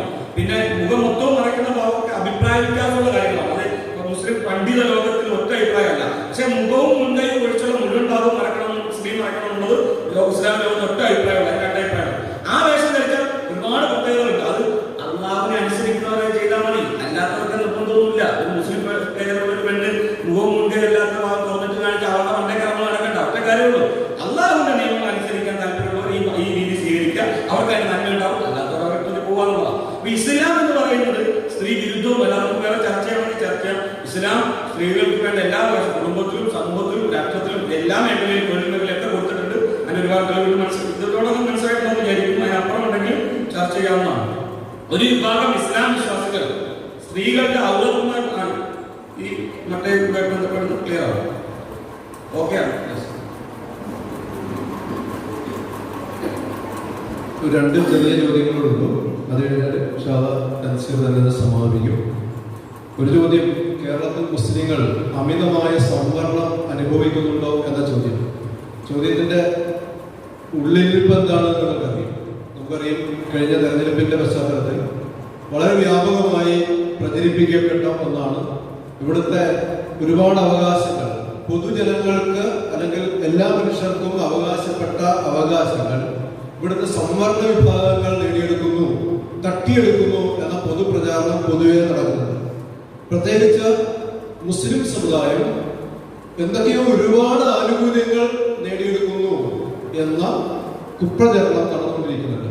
ഇലക്ഷൻ സമയത്ത് നടന്ന ഏറ്റവും പ്രധാനപ്പെട്ട ഒന്ന് 80:20 എന്ന് പറയുന്ന ഒരു അനുപാതം, അഥവാ സച്ചാർ കമ്മീഷൻ റിപ്പോർട്ടിന്റെ അടിസ്ഥാനത്തിൽ ഓൾ ഇന്ത്യ ലെവലിൽ നടന്ന പഠനത്തിന്റെ അടിസ്ഥാനത്തിൽ സംവരണം അവകാശപ്പെടുന്ന വിഭാഗങ്ങളിലുള്ള പഠനത്തിന്റെ അടിസ്ഥാനത്തിൽ ഇവിടെ ഈഴവരുണ്ട്, ക്രിസ്ത്യാനികളുണ്ട്, അതുപോലെ മറ്റ് അധസ്ഥിത പിന്നോക്ക വിഭാഗങ്ങളുണ്ട്, പുലേര് പറയര് പോലുള്ള SC ST വിഭാഗങ്ങളുണ്ട്. അങ്ങനെ ധാരാളം വിഭാഗങ്ങൾ സംവരണത്തിന് വിധേയം ആകുന്നുണ്ട്. എന്തിനാണ് സംവരണം എന്ന് ഒന്നാമത് മനസ്സിലാക്കണം. സംവരണം എന്തിന് വിധിക്കപ്പെട്ടു എന്ന് ചോദിച്ചാൽ, ഇവിടെ സ്വാതന്ത്ര്യ സമരത്തിന്റെ ഘട്ടത്തിൽ തന്നെ വളരെ ത്യാഗോജ്ജലമായി രംഗത്ത് നിന്നൊരു സമൂഹമാണ് ഇസ്ലാമിക സമൂഹം. അറബി അറിയുന്ന അവർ ഇംഗ്ലീഷ് ഭാഷ പഠിക്കേണ്ട എന്ന് പറഞ്ഞൊരു കാലമുണ്ട്. ഇംഗ്ലീഷ് ഭാഷ പഠിക്കേണ്ട എന്ന് പറഞ്ഞു, അത് നരകത്തിന്റെ ഭാഷയാണ്. കാരണം എന്താണെന്ന് വെച്ചാല് ഇംഗ്ലീഷ് സായിപ്പിന്റെ ഭാഷയാണ്. സായിപ്പിന്റെ ഭാഷ നമുക്ക് വേണ്ട. എന്നിട്ട് അറബി മലയാളം എന്ന് പറയുന്ന ഒരു പ്രത്യേക ലിപി തന്നെ ഉണ്ടാക്കിയെടുത്ത് അങ്ങനെ സായിപ്പന്മാർക്കെതിരെ സമരം ചെയ്തവർ, അവരുടെ ഗവൺമെന്റ് ഉദ്യോഗം വേണ്ടെന്ന് വെച്ചവർ, അങ്ങനെ സായിപ്പന്മാർക്ക് സേവ ചെയ്തിട്ട് ഞങ്ങൾക്ക് പ്രത്യേക സ്വാധീനങ്ങളൊന്നും വേണ്ടെന്ന് വെച്ച് സമരമേഖലയിൽ ത്യാഗപൂർണമായി സമർപ്പണം നടത്തിയ ഇസ്ലാമിക സമൂഹം വാര്യംകുന്നൻ ഇന്ന് ചർച്ചാ വിഷയമാണ്. മലബാർ കലാപം അല്ലെങ്കിൽ മലബാർ സമരം ചർച്ചാ വിഷയമാണ്. എവിടെയും നിങ്ങൾക്കറിയും ഇന്ന് പ്രധാന പട്ടണങ്ങളിലൊക്കെ ചില മലമ്പ്രദേശങ്ങൾ ഒന്നാകെ അല്ലെ, ചില മലകൾ ഒന്നാകെ ചില പ്രത്യേക സമുദായങ്ങളുടെ വലിയ ആരാധനാ സമുച്ചയങ്ങളും വലിയ വലിയ വിദ്യാഭ്യാസ സ്ഥാപനങ്ങളും കാണാൻ കഴിയും. തിരുവനന്തപുരത്തേക്ക് പോകുമ്പോൾ നമുക്ക് കാണാം. കേരളത്തിന്റെ ഏത് ഭാഗത്തേക്ക് പോകുമ്പോഴും പ്രധാനപ്പെട്ട പട്ടണങ്ങളിലൊക്കെ അങ്ങനെ ചില പ്രത്യേക സമൂഹങ്ങളുടെ വലിയ വലിയ സ്ഥാപനങ്ങളും കെട്ടിട സമുച്ചയങ്ങളും കാണാം. എങ്ങനെ കിട്ടിയതാണ്? ഇവിടുത്തെ സായിപ്പന്മാർക്ക് സേവ ചെയ്തിട്ട് അവർക്ക് രാജ്യത്തെ പല ഭാഗങ്ങളും ഒറ്റുകൊടുത്തിട്ട് അവരുടെ കൂടെ നിന്നപ്പോൾ കിട്ടിയ ആനുകൂല്യങ്ങളാണത്. ഇതൊന്നും വേണ്ടെന്ന് വെച്ചാൽ ഒരുപാട് സമുദായങ്ങളുടെ കൂട്ടത്തിൽ ഒരു സമുദായമാണ് ഇസ്ലാമിക സമുദായം. അപ്പൊ എന്ത് സംഭവിച്ചു എന്ന് വെച്ചാൽ ഇസ്ലാമിക സമുദായം, അതുപോലെ ഈഴവ സമുദായം, അതുപോലെ മറ്റ് പിന്നോക്ക വിഭാഗങ്ങളൊക്കെ പിന്നോട്ട് പോയി. അവർക്ക് മുൻനിരയിലേക്ക് വരാൻ കഴിയില്ല. വിദ്യാഭ്യാസ മേഖലയിൽ, തൊഴിൽ മേഖലയിൽ, അതുപോലെ മറ്റ് സാമൂഹ്യ വിഷയങ്ങളിലൊക്കെ മുന്നോട്ട് വരാൻ കഴിയുന്നില്ല. അവർ പിന്നിലായിരുന്നു. അതുപോലെ തന്നെ നമുക്കറിയാം ഇവിടുത്തെ SC/ST വിഭാഗങ്ങൾ, അത്തരം വിഭാഗങ്ങളൊക്കെ അവരെ അധസ്ഥിതരായി ജനങ്ങളുടെ മുന്നിലേക്ക് കൊണ്ടുവരാതെ ഒരു പാർശ്വവൽക്കരിക്കപ്പെട്ടു. അപ്പൊ അവർക്കും പൊതുസമൂഹത്തിലേക്ക് വരാൻ പറ്റില്ല. ഇവരെയൊക്കെ മെയിൻ സ്ട്രീമിലേക്ക്, പൊതുസമൂഹത്തിലേക്ക് സാധാരണ പോലെ വരാൻ പറ്റുന്ന ഒരവസ്ഥ ഉണ്ടാകണം എന്നതിനാണ് ഭരണഘടനാ ശില്പികൾ സംവരണം എന്ന ഒരു തത്വം ഉണ്ടാക്കിയത്. ആ സംവരണ തത്വത്തെ കുറിച്ചുള്ള പഠനം സച്ചാർ കമ്മീഷൻ റിപ്പോർട്ട് അനുസരിച്ച് പറയുന്നത് ഇവിടുത്തെ അധസ്ഥിത പിന്നോക്ക വിഭാഗങ്ങളെക്കാളും വളരെ പിന്നിലാണ് മുസ്ലിങ്ങൾ. അതുകൊണ്ട് മുസ്ലിങ്ങൾക്ക് സ്പെഷ്യൽ അലോട്ട്മെന്റ് നടത്തി ജോലിയും വിദ്യാഭ്യാസവും ഒക്കെ അവർ കൊടുക്കണം എന്നതിനാണ് 80-100% അവർക്ക് വേണ്ടി നടപ്പിലാക്കുന്ന ഒരു പദ്ധതി അന്നത്തെ ഭരണകൂടം കുറച്ച് ക്രിസ്ത്യാനികൾ കൊടുക്കട്ടെ എന്ന ഒരു ആനുകൂല്യമായി മുസ്ലിങ്ങൾക്ക് മാത്രം കൊടുക്കേണ്ടത് ഒന്നെടുത്തിട്ട് 20% അവർക്ക് കൊടുത്തു. പിന്നെ ന്യൂനപക്ഷ വിഭാഗത്തിന്റെ ഒരു പേര് കൊടുത്തു. യഥാർത്ഥ ന്യൂനപക്ഷം അല്ലാതെ മുസ്ലിം ന്യൂനപക്ഷങ്ങൾക്ക് വേണ്ടി മാത്രം ഉണ്ടായിരുന്നു. പക്ഷെ പേര് കൊടുത്തപ്പോൾ ന്യൂനപക്ഷം കൊടുത്തു. സംഭവിച്ചതെന്ന് വെച്ചാൽ ക്രിസ്തീയ സമൂഹത്തിൽ നിന്നും പിന്നെ രാഷ്ട്രീയക്കാരെ കുറെ ആളുകൾ ഇറക്കിയിട്ട് അവർ കോടതിയിൽ പോയി പറഞ്ഞു ന്യൂനപക്ഷങ്ങൾക്ക് എല്ലാവർക്കും അവകാശപ്പെട്ട ഒന്ന് മുസ്ലിങ്ങൾക്ക് 80% കൊടുക്കുന്ന അനീതിയാണ് എന്ന് പറഞ്ഞിട്ട് കോടതിയെ പോയി, കോടതി അത് അംഗീകരിച്ചു. അങ്ങനെ സംവരണം വലിയ വിഷയമായി. എന്ന് പറഞ്ഞാൽ നമുക്ക് വേണ്ടി മാത്രമുള്ളത് അവർക്ക് കൂടുതലുണ്ട്. അതുപോലെ സാമ്പത്തിക സംവരണം വലിയ ചർച്ചയാണ്. ഇടതുപക്ഷ പ്രസ്ഥാനങ്ങളൊക്കെ സാമ്പത്തിക സംവരണത്തെ പറഞ്ഞത് യഥാർത്ഥത്തിൽ ജാതീയമായി അടിച്ചമർത്തപ്പെട്ട ഈ ജനവിഭാഗങ്ങളുടെ ഉദ്ധാരണത്തിന് വേണ്ടി ഉണ്ടാക്കിയ ഒരു സംവരണം, അതിനെ സാമ്പത്തിക സംവരണത്തിൽ കൂടെ കൊണ്ടുപോകുന്നത് തന്നെ അനീതിയാണ്. ഞാൻ പറഞ്ഞത് മുസ്ലിം സമുദായത്തിന് മാത്രമായിട്ട് പ്രത്യേക ആനുകൂല്യങ്ങളൊന്നുമില്ല. ഇവിടെ മദ്രസയിൽ പിന്നെ ശമ്പളം കൊടുക്കുന്നു, അതുപോലെ ഹജ്ജിന് സബ്സിഡി കൊടുക്കുന്നു. ഇങ്ങനത്തെ ഒരുപാട് പ്രചാരണങ്ങളുണ്ട്. ആ പ്രചാരണങ്ങളൊക്കെ യഥാർത്ഥത്തിൽ അസ്ഥാനത്താണ്. ഇന്ത്യയുടെ പുറത്തുള്ള മിക്കവാറും എല്ലാ തീർത്ഥാടന കേന്ദ്രങ്ങളിലേക്ക് പോകുന്ന ഏത് പൊതുവിഭാഗങ്ങൾക്കും ആനുകൂല്യങ്ങളുണ്ട്, സബ്സിഡി ഉണ്ട്. ആ സബ്സിഡി മാത്രമേ ഹജ്ജിനുള്ളൂ. പക്ഷേ ഹജ്ജിനൊക്കെ പോകുമ്പോൾ എത്ര വലിയ ഒപ്പിച്ച കാശ ഫ്ലൈറ്റ് ടിക്കറ്റ് വേണ്ടി വാങ്ങാറുള്ളതെന്ന് അറിയുമോ? വലിയ ഫ്ലൈറ്റ് ചാർജ് വാങ്ങുന്നുണ്ട്. യഥാർത്ഥത്തിൽ അതിന്റെ പോലും പ്രസക്തിയില്ല. മുസ്ലിം സമുദായത്തിന് സാധാരണ ഇവിടുത്തെ പിന്നോക്ക വിഭാഗങ്ങൾ കൊടുക്കുന്ന ആനുപാതികമായ സംവരണമല്ലാത്ത മറ്റൊന്നും മുസ്ലിം സമുദായത്തിലില്ല. ഇപ്പൊ അതുകൂടി എടുത്തു കളഞ്ഞിരിക്കുന്നു എന്നാണ് ഇതിന്റെ അർത്ഥം. ഇനി ഒരു കാര്യം കൂടി പറയാം. സാധാരണ ഉദ്യോഗമണ്ഡലത്തിലൊക്കെ PSC വിളിച്ചു കഴിയുമ്പോൾ സംവരണ വിഭാഗത്തിൽ നിന്നും ജനറൽ വിഭാഗത്തിൽ നിന്നും ഒക്കെ ഈ സീറ്റ് ഫില്ല് ചെയ്യണം. സാധാരണ ചെയ്യുന്നത് എന്താണെന്നറിയോ? ജനറൽ വിഭാഗത്തിൽ മുസ്ലിങ്ങൾക്കും മറ്റുള്ളവർക്കും ഒക്കെ ജനറൽ വിഭാഗത്തിൽ മെറിറ്റ് അടിസ്ഥാനത്തിൽ കിട്ടേണ്ടതാണ്. പക്ഷെ പലപ്പോഴും ചെയ്തുകൊണ്ടിരിക്കുന്നത് ഈ മെറിറ്റ് അടിസ്ഥാനത്തിൽ കിട്ടിയ ആ കോട്ട കൂടി സംവരണത്തിൽ പൂർത്തീകരിച്ചു കളയും. അപ്പൊ അത് സംവരണത്തിന്റെ പേരിലാക്കിയിട്ട് കോട്ട പൂർത്തീകരിക്കുന്ന പ്രവണതയും നമ്മുടെ PSC ഉൾപ്പെടെയുള്ള ഏജൻസികൾ ചെയ്തുകൊണ്ടിരിക്കുന്നത്. യഥാർത്ഥത്തിൽ സംവരണം കൃത്യമായി നടപ്പിലാക്കിയിരുന്നെങ്കിൽ ഇവിടുത്തെ സമൂഹങ്ങൾ ഒരുപാട് മുന്നോട്ട് പോകുമായിരുന്നു. കേരളത്തിലെ പ്രത്യേകത, കേരളം സംവരണം കൊണ്ടല്ല, കേരളത്തിലെ മുസ്ലിങ്ങൾ പ്രബുദ്ധരാണ്, വിദ്യാഭ്യാസ സാമൂഹിക മേഖലയിൽ സജീവമായതുകൊണ്ട്, പ്രത്യേകിച്ച് ഗൾഫ് രാജ്യങ്ങളിൽ പോയി അവിടുന്ന് അത്യാവശ്യം പണം ഉണ്ടാക്കിയതുകൊണ്ട് വിദ്യാഭ്യാസ സ്ഥാപനങ്ങൾ ഉണ്ടാക്കി, ഒരുപാട് തൊഴിൽ മേഖല ഉണ്ടാക്കി. അങ്ങനെയാണ് മുസ്ലിങ്ങൾ കേരളത്തിൽ ശക്തിപ്പെട്ടത്. കേരളത്തിന് പുറത്തുള്ള മുസ്ലിങ്ങളുടെ ഗതികേട് ഇവിടുത്തെ ആദിവാസികളെക്കാളും കഷ്ടമാണ് എന്നാണ് സച്ചാർ കമ്മീഷൻ റിപ്പോർട്ടിന്റെ അടിസ്ഥാനത്തിൽ. അതുകൊണ്ട് നമ്മൾ ധൈര്യപൂർവ്വം പറയണം, യഥാർത്ഥത്തിൽ നമുക്ക് അവകാശപ്പെട്ടത് ഒരുപാട് ഇനിയും കിട്ടാനുണ്ട് എന്നതാണ് നമ്മളതിൽ പറയേണ്ടത്. മുസ്ലിങ്ങൾ മാത്രമേ സ്വർഗത്തിൽ പോവുകയുള്ളൂ, മറ്റു മതക്കാർ പറയുന്നതും അവരും സ്വർഗത്തിൽ പോകും എന്നാണല്ലോ. അവർക്ക് അങ്ങനെ സ്വർഗവിശ്വാസം ഉണ്ടെങ്കിൽ, നരകവിശ്വാസം ഉണ്ടെങ്കിൽ അവർ സ്വർഗത്തിൽ പോകട്ടെ, അവർ സ്വർഗത്തിൽ പോകാനുള്ള പണിയെടുക്കട്ടെ എന്ന് നമുക്കതിൽ പറയാറുണ്ട്. ഇസ്ലാമിന്റെ കാഴ്ചപ്പാടിൽ ഇന്നല്ലദീന ആമനൂ വഅമിലുസ് സ്വാലിഹാത്ത് അടിസ്ഥാനപരമായി സ്വർഗം എന്ന് പറയുന്നത് അല്ലാഹു സുബ്ഹാനഹു വ തആല സംവിധാനിച്ചാണ്. നരകം അല്ലാഹു സംവിധാനിച്ചാണ്. അല്ലാഹു ഉണ്ടാക്കിയ സ്വർഗവും അല്ലാഹു ഉണ്ടാക്കിയ നരകവും. പിന്നെ സ്വർഗത്തെക്കുറിച്ചും നരകത്തെക്കുറിച്ചും പറഞ്ഞു പഠിപ്പിച്ചാരാ? മുഹമ്മദ് റസൂലുള്ളാഹി സ്വല്ലല്ലാഹു അലൈഹി വസല്ലം, പ്രവാചകന്മാർ. അങ്ങനെ ഈ സ്വർഗവും നരകവും ഒക്കെ പരിചയപ്പെടുത്തിയ പ്രവാചകനെയും അത് സംവിധാനിച്ചു തന്ന പടച്ചവനിലും വിശ്വാസമില്ലാത്തവർക്ക് എന്തിനാ സ്വർഗത്തിന്റെ ആവശ്യം? അങ്ങനെ സ്വർഗം അവർക്ക് ആവശ്യമാണ്. അപ്പൊ അതുകൊണ്ട് ഇസ്ലാമിന്റെ കാഴ്ചപ്പാട് ഒന്ന്, ഈ പടച്ചതമ്പുരാനാണോ എന്റെ രക്ഷിതാവ്, ഈ പ്രപഞ്ചത്തിന്റെ നാഥൻ, ഞാൻ അനുസരിക്കേണ്ടവൻ, ഞാൻ വിധേയപ്പെടേണ്ടവൻ, ഞാൻ പ്രാർത്ഥിക്കേണ്ടവൻ എന്ന് വിശ്വസിക്കുന്ന ആ ദൈവം തമ്പുരാന്റെ കൽപ്പനകൾ അനുസരിച്ചേ ഞാൻ ജീവിക്കൂ എന്ന് തീരുമാനിക്കുകയും പ്രവർത്തിക്കുകയും ചെയ്യുന്ന വിശ്വാസികൾക്ക് അർഹതപ്പെട്ടതാണ് സ്വർഗമെന്ന വിശുദ്ധ ഖുർആന്റെ പ്രഖ്യാപനം. അതല്ലാത്തവർക്കോ, അല്ലാത്തവർ നന്മകൾ ചെയ്താൽ ആ നന്മയ്ക്ക് അവർ അതിന്റെ പ്രതിഫലം അവർ ആ നെയ്യതനുസരിച്ച് അല്ലാഹു കൊടുക്കും. പലപ്പോഴും ഇവിടെ ഒരുപാട് നന്മകൾ ചെയ്യുന്ന ആളുകളുണ്ട്. ആ നന്മകൾ കൊണ്ട് പലപ്പോഴും അവരാഗ്രഹിക്കുന്നത് ഇവിടെ എന്തെങ്കിലുമൊക്കെ നേട്ടം കിട്ടണമെന്നാണ്, ഇവിടെ ഫേമസ് ആക്കണമെന്നാണ്, അല്ലെങ്കിൽ ഇവിടെ അംഗീകാരങ്ങൾ കിട്ടണമെന്നാണ്. മുസ്ലിങ്ങളാണെങ്കിൽ പോലും ഒരു മുഅ്മിനായ ആണെന്ന് പറയുന്ന ഒരാൾ പോലും ഇവിടെ എന്തെങ്കിലും അംഗീകാരം കിട്ടാൻ വേണ്ടിയാണ് അവൻ പ്രവർത്തിക്കുന്നതെങ്കിൽ അവൻ സ്വർഗ്ഗം കിട്ടുക. അവന് ഇവിടെ ഇതേ കിട്ടും, അവന് സ്വർഗം കിട്ടില്ല. അപ്പൊ പിന്നെ ഈ സ്വർഗത്തിൽ വിശ്വാസം ഇല്ലാത്ത ഇവിടെ നാട്ടിൽ ഉള്ള നേതാവാകാനും അതുപോലെ പത്രത്തിൽ ഫോട്ടോ വരാനും വാർത്ത വരാനും ഒക്കെയാണ് പ്രവർത്തിക്കുന്നെങ്കിലോ അവർക്ക് തന്നെ സ്വർഗം, അവർക്ക് സ്വർഗം കിട്ടില്ല. സ്വർഗം ആ സ്വർഗത്തിൽ വിശ്വാസമുള്ള, അള്ളാഹുവിൽ വിശ്വാസമുള്ള ആളുകൾക്ക്.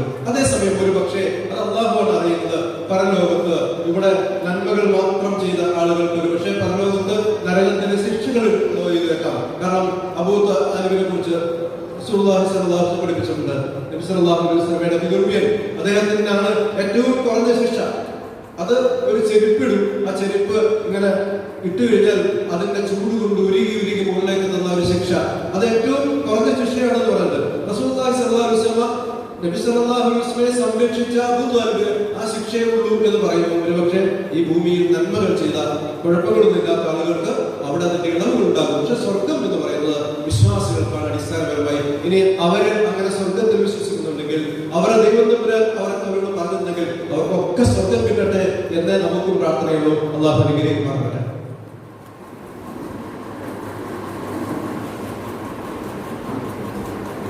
ബിസ്മില്ലാഹി അൽഹംദുലില്ലാഹി വസ്സലാത്തു വസ്സലാമു അലാ റസൂലില്ലാഹ്. പ്രിയ സഹോദരങ്ങളെ, അസ്സലാമു അലൈക്കും വറഹ്മത്തുള്ളാഹി. ഖത്ൽ ഹുസൈൻ അസ്ലുമേ മർഗെ യസീദ് ഹേ, ഇസ്ലാം ജിന്ദാ ഹോത്താ ഹേ ഹർ കർബല കെ ബാദ് എന്ന് പറഞ്ഞിട്ട് ഒരു കവിതാശകലമുണ്ട് അല്ലാമ ഇഖ്ബാൽ. പണ്ട് ഹുസൈൻ റളിയല്ലാഹു അൻഹുവിനെ ഇസ്ലാം യസീദിന്റെ പട്ടാളക്കാർ കൊന്നുകളി. ഹുസൈൻ റളിയല്ലാഹു അൻഹു സത്യത്തിനും നീതിക്കും വേണ്ടി മുന്നോട്ട് പോകുമ്പോൾ ഹുസൈൻ റളിയല്ലാഹു അൻഹു കൊല്ലുന്നതോടുകൂടി അതൊക്കെ കെട്ടുപോകുമെന്നാണ് യസീദ് വിചാരിച്ചത്. പക്ഷേ അല്ലാമ ഇഖ്ബാൽ പറയുകയാണ്, അങ്ങനെ ഹുസൈൻ റളിയല്ലാഹു അൻഹു കൊന്നതോടുകൂടി മരിച്ചുപോയ യസീദ് തന്നെയാണ് ഇസ്ലാം എല്ലാ കാലത്തും അതിജീവിക്കുക തന്നെ ചെയ്യുന്നതാണ്.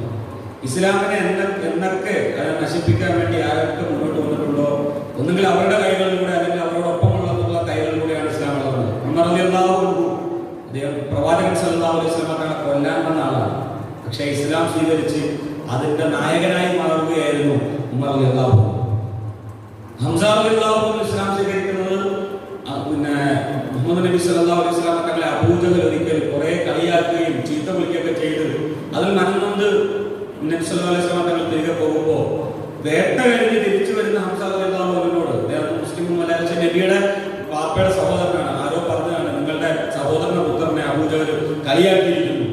അങ്ങനെ അബൂജഹലിനോട് ചോദിക്കാൻ പോയതാണ്, ഇനി എന്തിനാണ് മുഹമ്മദിനെ ഉപദ്രവിച്ചത് അല്ലെങ്കിൽ ചീത്ത വിളിച്ചത്? അത് മുഹമ്മദ് ഒരു ഇസ്ലാം എന്നൊക്കെ പറയും, പുതിയതൊക്കെ പറയുന്നു, നമുക്കിടയിൽ ആൾക്കാർ തമ്മിൽ തെറ്റിക്കുന്നത്.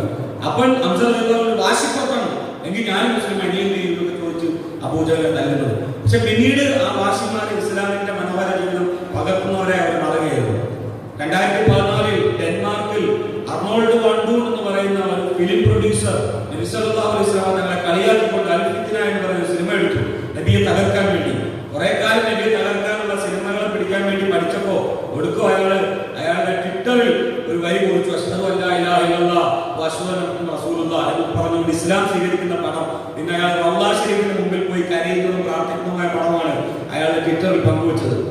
ആർദർ വാഗ്നർ എന്ന് പറഞ്ഞ ജർമ്മൻകാരനായ ഒരു മനുഷ്യൻ, ഹിറ്റ്ലറിന്റെ നിലവിലെ പാർട്ടിയുടെ ലീഡറാണ്. ജർമ്മനിയിൽ ഇസ്ലാമിനെ കെട്ടുകെട്ടിക്കുന്നു പറഞ്ഞ വലിയ ക്യാമ്പയിൻ നടത്തിയാണ്. മുസ്ലിങ്ങളെ കൊല്ലണം, ഇസ്ലാമിനെ തകർക്കണം എന്ന് പറഞ്ഞ ക്യാമ്പയിൻ നടത്തിയ ആർദർ വാഗ്നർ 2017 ഇസ്ലാം സ്വീകരിക്കുന്നതാണ് നമ്മൾ കാണുന്നത്. ലോകത്ത് ഒരുപാട് ആൾക്കാർ, ആയിരക്കണക്കിന് മനുഷ്യന്മാർ, ലക്ഷക്കണക്കിന് ആൾക്കാർ നിരന്തരം ഇസ്ലാം സ്വീകരിച്ചുകൊണ്ടിരിക്കുകയാണ്. നമ്മളിപ്പോൾ സംസാരിക്കുമ്പോൾ അല്ലാതെ അത് യൂറോപ്പിലും അമേരിക്കയിലും ഒക്കെ അങ്ങനെയാണ്. ഇസ്ലാം സ്ത്രീകൾക്ക് ഒരു അവകാശം കൊടുക്കുന്നില്ല എന്ന് പറഞ്ഞുകൊണ്ടിരിക്കുകയാണ് എപ്പോഴും ആൾക്കാർ ഇസ്ലാം സ്വീകരിച്ചുകൊണ്ടിരിക്കുന്നത്. സ്ത്രീകൾ തന്നെ ഇസ്ലാം സ്വീകരിച്ചുകൊണ്ടിരിക്കുന്നത്. ഇസ്ലാം യുദ്ധത്തിന്റെ മതമാണെന്ന് പറഞ്ഞുകൊണ്ടിരിക്കുമ്പോഴാണ് ഒരുപാട് ആൾക്കാർ ഇസ്ലാം സ്വീകരിച്ചുകൊണ്ടിരിക്കുന്നത്. ഇന്ന് ലോകത്ത് 200 കോടിയിലധികമാണ് മുസ്ലിം ജനസംഖ്യ എന്ന് കൂടി പറയുന്നത്. എന്റെ പ്രിയരെ, ഞാൻ പറഞ്ഞത് എന്തുകൊണ്ടാണ് ഇസ്ലാം ഇങ്ങനെ വളരുന്നത്? അതേസമയത്ത് ഒരു തരത്തിൽ ആൾക്കാർ ഇസ്ലാമിനെ ഒരുപാട് പറഞ്ഞുകൊണ്ടിരിക്കുമ്പോൾ എന്താണ് ഇസ്ലാം വളരുന്നത്? അതാണ് നാം പഠിക്കേണ്ടത്. ഇസ്ലാമിനെ ആൾക്കാർ എന്തുകൊണ്ട് ഇങ്ങനെ ആക്ഷേപിക്കുന്നു, ഇസ്ലാമിനോട് ഇങ്ങനെ ഇസ്ലാമിനെ പറ്റി ഇല്ലാത്തത് പറയുന്നു എന്ന ചോദ്യത്തിന് ഉത്തരം കണ്ടെത്തുന്നതിനേക്കാൾ നല്ലത് എന്തുകൊണ്ടാണ് ഇസ്ലാം വളരുന്നത് എന്ന ചോദ്യത്തിന് ഉത്തരം കണ്ടെത്തുന്നതായിരിക്കും. ഒറ്റ മറുപടിയുള്ളൂ അതിന്. ഇസ്ലാം എന്ന് പറയുന്നത് കേവലം കുറെ ആചാരങ്ങളും അനുഷ്ഠാനങ്ങളുള്ള ഒരു മതമല്ല, മറിച്ച് മുഴുവൻ മനുഷ്യരുടെയും വ്യക്തി, കുടുംബ, സാമൂഹ്യ, രാഷ്ട്രീയ ജീവിതം സമാധാനപൂർവ്വം സന്തോഷമായി തീരുന്നതിന് വേണ്ടി ലോകത്തിന്റെ സൃഷ്ടാവ് നൽകി അനുഗ്രഹിച്ച ഒരു ജീവിത പദ്ധതിയാണ് ഇസ്ലാം. അതുകൊണ്ട് ഇസ്ലാം വളരും, ഇസ്ലാമേ വളരും. ഇപ്പൊ കമ്മ്യൂണിസം, കാരൽ മാർക്സ് എന്ന് പറയുന്ന ഒരു മനുഷ്യനിലൂടെ, അല്ലെങ്കിൽ ലെനിനിലൂടെ, അല്ലെങ്കിൽ എംഗൽസ് എന്ന് പറയുന്ന മനുഷ്യന്മാരിലൂടെ ഉണ്ടായി വന്ന ഒരു ജീവിതവും ലോകത്ത് ഒരുപാട് ബുദ്ധമതം എന്ന് പറയുന്നത്, അല്ലെങ്കിൽ ക്രൈസ്തവ മതം എന്ന് പറയുന്നത്, ജൂതമതം എന്ന് പറയുന്നത്, കൺഫ്യൂഷനിസം എന്ന് പറയുന്നത്, ബാവോയിസം എന്ന് പറയുന്ന ജീവിത പദ്ധതികൾ, ടാവോയിസം എന്ന് പറയുന്ന ജീവിത പദ്ധതികൾ, അത് ഞാൻ കുറെ പദ്ധതി പറഞ്ഞതേ ഉള്ളൂ, എനിക്കറിയാവുന്നത് പറഞ്ഞാൽ വിചാരിച്ചോ. ഇതെല്ലാം ഞാൻ പറഞ്ഞതും പറയാത്തതെല്ലാം മനുഷ്യന്മാരുണ്ടാക്കിയാണ്. മനുഷ്യന്റെ ജീവിതത്തിലെ നന്മയും തിന്മയും ശരിയും തെറ്റും മനുഷ്യന്മാരുണ്ടാക്കാൻ തീരുമാനിച്ചാൽ അത് വിജയിക്കില്ല, തകർന്നു പോകും. മനുഷ്യരുടെ കുടുംബജീവിതം എങ്ങനെയാകണം, മനുഷ്യരുടെ സമൂഹ ജീവിതം എങ്ങനെയാകണം, മനുഷ്യരുടെ രാഷ്ട്രീയ ജീവിതം എങ്ങനെയാണെന്ന് മനുഷ്യൻ തീരുമാനിച്ചാൽ അത് വിജയിക്കില്ല. കാരണം ഉറക്കവും ബലഹീനതയും പിന്നെ ദൗർബല്യമുള്ള മനുഷ്യന്മാരെല്ലാവരും അവരെങ്ങനെ ജീവിതം കെട്ടിപ്പിടിക്കാൻ നോക്കിയാലും അത് നശിച്ചു. അതുകൊണ്ട് മനുഷ്യരുടെ ശരി തെറ്റ്, നന്മ തിന്മ, ധർമ്മം അധർമ്മം ഇതൊക്കെ തീരുമാനിക്കേണ്ടത് മനുഷ്യനെയും ഈ സകല പ്രപഞ്ചത്തെ സൃഷ്ടിച്ച ഏകരക്ഷിതാവാണ്, പരമകാരുണ്യനായ സൃഷ്ടാവാണ്. ആ സൃഷ്ടാവ് നൽകിയ ജീവിതമാണ് ഇസ്ലാമികമായ ജീവിതം. അതുകൊണ്ട് അത് ആരൊക്കെ എങ്ങനെയൊക്കെ നിലനിൽക്കാൻ നോക്കിയാലും അതിങ്ങനെ വളർന്നുകൊണ്ടേയിരിക്കും. അത്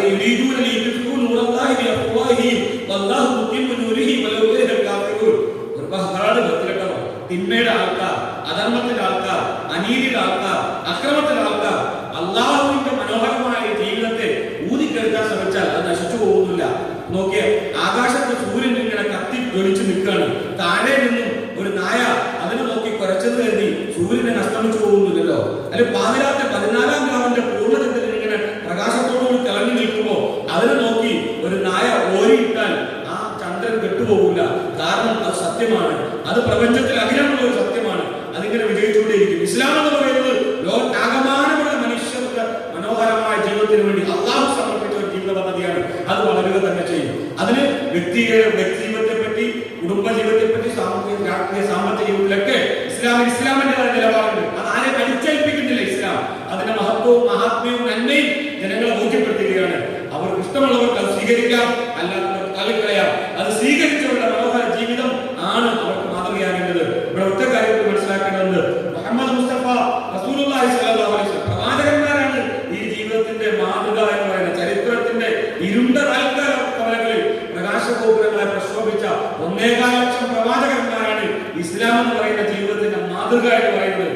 ആ പ്രവാചകന്മാരിൽ അവസാനത്തെ പ്രവാചകനാണ് മുഹമ്മദ് മുസ്തഫ റസൂലുള്ളാഹി സ്വല്ലല്ലാഹു അലൈഹി വസല്ലം.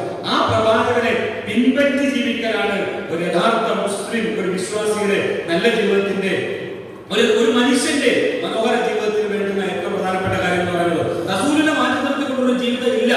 റസൂലുള്ളാഹി സ്വല്ലല്ലാഹു അലൈഹി വസല്ലം തങ്ങളെ മാറ്റി നിർത്തിക്കൊണ്ടുള്ള ജീവിതം. ഞങ്ങൾ മുഹമ്മദിനെ വിശ്വസിച്ചോളാം, ആ നബിയെ വിശ്വസിക്കാനേ പറ്റുള്ളൂ, അല്ലാതെ ആ നബിയുടെ ഹദീസൊന്നും ഞങ്ങൾക്ക് വേണ്ട എന്ന് തീരുമാനിക്കുന്നവർ ഇസ്ലാം തന്നെ വേണ്ടെന്ന് വെക്കുന്നതായിരിക്കും നല്ലത്. അങ്ങനെ ഒരു മുസ്ലിം ഇല്ല. നമ്മൾ മനസ്സിലാക്കേണ്ടത് പിന്നെ അള്ളാഹുവിനെ വിശ്വസിക്കുന്ന, അള്ളാഹുവിനെ സ്നേഹിക്കുന്ന ഒരു മനുഷ്യന്റെ ഏറ്റവും പ്രധാനപ്പെട്ട ഒരു കടമയാണ് റസൂലുള്ളാഹി സ്വല്ലല്ലാഹു അലൈഹി വസല്ലം തങ്ങൾ വിശ്വസിക്കുക. റസൂലിൽ വിശ്വസിക്കുക എന്ന് പറഞ്ഞാൽ മാകാന മുഹമ്മദ് അബാ അഹദിൻ മിൻ റിജാലിക്കും വലാകിൻ റസൂലുള്ളാഹി വഖാതമൻ നബിയ്യീൻ. മുഹമ്മദ് മുസ്തഫ സ്വല്ലല്ലാഹു അലൈഹി വസല്ലം നിങ്ങളിൽ ആരുടെയും ആൺകുട്ടികളുടെ വാപ്പൊന്നുമല്ല. അത് അവസാന പ്രവാചകൻ, അള്ളാഹുവിന്റെ പ്രവാചകനാണ്, അവസാന പിൻപറ്റിയേ മതിയാവും. ആര് പ്രവാചകനെ പിൻപറ്റുന്നു അവൻ അല്ലാഹുവിനെയാണ് പിൻപറ്റുന്നത്. നബി സല്ലല്ലാഹു അലൈഹി വസല്ലം തങ്ങൾ ആ ജീവിതത്തെ അറിഞ്ഞ് ആ പ്രവാചകന്റെ ജീവിതത്തെ മനസ്സിലാക്കി അതിനെ പിൻപറ്റി ജീവിക്കുക എന്നത് നമ്മുടെ മേലുള്ള നിർബന്ധ ബാധ്യതയാണ് മനസ്സിലാക്കണം. അള്ളാഹ് പഠിപ്പിച്ച മുഴുവൻ കാര്യങ്ങളിൽ നമുക്ക് പ്രവർത്തിച്ച് കാണിച്ചു തന്നവരാണ് റസൂലുള്ളാഹ്. അല്ലദീന യത്തബിഊന റസൂലൻ നബിയ്യൽ ഉമ്മിയ്യ അല്ലദീ യജിദൂനഹു മക്തൂബൻ ഇൻദഹും ഫിത്തൗറാത്തി വൽ ഇൻജീൽ യഅ്മുറുഹും ബിൽ മഅറൂഫി വയൻഹാഹും അനിൽ മുൻകർ വയുഹല്ലിലു ലഹും തയ്യിബാത്തി വയുഹർരിമു അലൈഹിം ഖബായിഥ വയദഉ അൻഹും ഇസ്റഹും വൽ അഗ്ലാൽ അല്ലത്തി കാനത് അലൈഹിം ഫല്ലദീന ആമനു ബിഹി വഅസ്സറൂഹു വനസറൂഹു വത്തബഉ അല്ലദീ ഉൻസില മഅഹു ഫഉലൈക ഹുമുൽ മുഫ്ലിഹൂൻ. അവർ പിൻപറ്റുന്ന ആ പ്രവാചകനുണ്ടല്ലോ, തൗറാത്തിലും ഇൻജീലിലും പേര് രേഖപ്പെടുത്ത ആ പ്രവാചകൻ ആരായിരുന്നു? ആ പ്രവാചകൻ നാട്ടുകാർക്കിടയിൽ നന്മ കൽപ്പിച്ച പ്രവാചകനാണ്. എല്ലാ വൃത്തികേടുകളിലും തിന്മയിൽ നിന്നും നാട്ടുകാരെ തടഞ്ഞു നിർത്തിയ പ്രവാചകനാണ്. വിശുദ്ധമായത് മാത്രം നാട്ടുകാർക്ക് അനുവദിച്ചു കൊടുക്കുകയും മുഴുവൻ ലഹരികളും വൃത്തികേടുകളും തിന്മകളും നാട്ടുകാരിൽ നിന്ന് മാറ്റി നിർത്തുകയും ചെയ്ത ഒരു പ്രവാചകനാണ്. അങ്ങനെ നന്മ കൽപ്പിച്ച് തിന്മ വിരോധിച്ച് നമസ്കരിച്ച് പള്ളിയിൽ ഒതുങ്ങിയ ഒരു നബി അല്ല ആ നബി. അതിനപ്പുറം ആ ജനത അനുഭവിച്ച പ്രയാസങ്ങൾ, അവരനുഭവിച്ച ബുദ്ധിമുട്ടുകൾ, വീടില്ലാത്തവർ, വെള്ളമില്ലാത്തവർ, വിദ്യാഭ്യാസമില്ലാത്തവർ, ഉടുക്കാനില്ലാത്തവർ, ഉണ്ണാനില്ലാത്തവർ, അങ്ങനെ ഒട്ടനവധി ജീവിത പ്രയാസങ്ങൾ അനുഭവിച്ച മനുഷ്യ മക്കൾക്ക് ആശ്രയമായിരുന്നു പ്രവാചകൻ, അത്താണിയായിരുന്നു പ്രവാചകൻ, അഭയമായിരുന്നു പ്രവാചകൻ. എന്റെ നാട്ടിൽ ഒരു മനുഷ്യന് ഒരു പ്രയാസം ഉണ്ടാകുമ്പോ ആ പ്രയാസത്തോടൊപ്പം അവനോടൊപ്പം പോകലാണ് എന്റെ ഈ മദീന പള്ളിയിൽ ഒരു മാസക്കാലം എഴുത്തിക്കാതിരിക്കുന്നതിനേക്കാൾ എനിക്ക് പുണ്യകരമായിട്ട് എനിക്ക് ഇഷ്ടമായിട്ടുള്ളത് എന്ന് പഠിപ്പിച്ച നബിയാണ് ആ നബി. നമസ്കരിക്കുന്ന വിശ്വാസി സമൂഹത്തിൽ തിന്മ ഇല്ലാതാക്കാനുള്ള ശ്രമം നടത്തുക. നമസ്കരിക്കുന്ന ഒരു വിശ്വാസിയിൽ നിന്ന് നമസ്കരിക്കുന്ന വിശ്വാസിയിൽ നിന്ന് സമൂഹത്തിന് കിട്ടേണ്ടത് നന്മയാണ്. സാമൂഹികപരമായ ഒരുപാട് വൃത്തികേടുകളും തിന്മകളും ഉണ്ടാകുമ്പോ, ഒരുപാട് പ്രയാസങ്ങളും ഉണ്ടാകുമ്പോ ഞാൻ നമസ്കരിച്ച് നോമ്പ് നോക്കി തസ്ബീഹ് ചൊല്ലി എന്റെ ഭാര്യ മക്കളൊക്കെ വീട്ടിലിരിക്കുമെന്ന് പറയുന്നവൻ അല്ല പ്രവാചകനായി. നേരെ മറിച്ച് അള്ളാഹുവിനെ അനുസരിച്ച് 5 നേരത്തെ നമസ്കാരം കൃത്യമായി നിർവഹിച്ച് കൃത്യമായ റമദാൻ മാസത്തിൽ നോമ്പ് നോക്കി പണമുണ്ടെങ്കിൽ ഹജ്ജ് ചെയ്ത് സക്കാത്ത് കൊടുത്ത് സദഖകൾ ചെയ്ത് തസ്ബീഹുകൾ ചൊല്ലി ദിക്റുകൾ ചൊല്ലി ഖുർആൻ പാരായണം നടത്തി ഒപ്പം അതോടൊപ്പം തന്നെ സാമൂഹിക മേഖലയിൽ വിഷമം അനുഭവിക്കുന്നവർ, പ്രയാസം അനുഭവിക്കുന്നവർ, അവർ പ്രശ്നങ്ങൾ മാറ്റിക്കൊടുക്കാൻ കൂടി പോകുന്നവരാണ് യഥാർത്ഥ മുസ്ലിം. അവിടെ അല്ലാഹു പറയുന്ന ആരാണ് യഥാർത്ഥ ദീനിനെ കളവാക്കുന്നവൻ? അത് ഈ ദീനിനെ കളവാക്കുന്ന യത്തീമിനെയും മിസ്കീനെയും ആട്ടിയകറ്റുന്നവരും അവരുടെ ഭക്ഷണത്തെ പ്രോത്സാഹിപ്പിക്കാത്തവരുമാണ്. യത്തീമും മിസ്കീൻ എന്ന് പറഞ്ഞാൽ വാപ്പയും ഉമ്മയും ഇല്ലാത്ത മുസ്ലിമായ മക്കൾക്ക് പറയുന്ന സാങ്കേതിക പദമല്ല യത്തീം എന്ന് പറയുന്ന. അനാഥത്വം പേരുന്ന ഏത് ജാതി മതത്തിൽപ്പെട്ടവനായാലും അനാഥത്വം പേരുന്ന മുഴുവൻ മനുഷ്യർക്കും തിന്നാനും ഉടുക്കാനും സാമൂഹ്യ മേഖലയിൽ വിദ്യാഭ്യാസത്തിന് മറ്റൊന്നും വകയില്ലാത്ത മുഴുവൻ മനുഷ്യരും മിസ്കീനുകളാണ്. അങ്ങനെയുള്ള യത്തീമുകളെയും മിസ്കീനുകളെയും ജാതി മത നിറ വ്യത്യാസം നോക്കാതെ സംരക്ഷിക്കുന്നവനാണ് യഥാർത്ഥ മുസ്ലിം. നമസ്കാരത്തിൽ നിഷ്ഠയുള്ളവൻ, നാട്ടുകാർക്ക് ഗുണമുള്ളവനാകണം.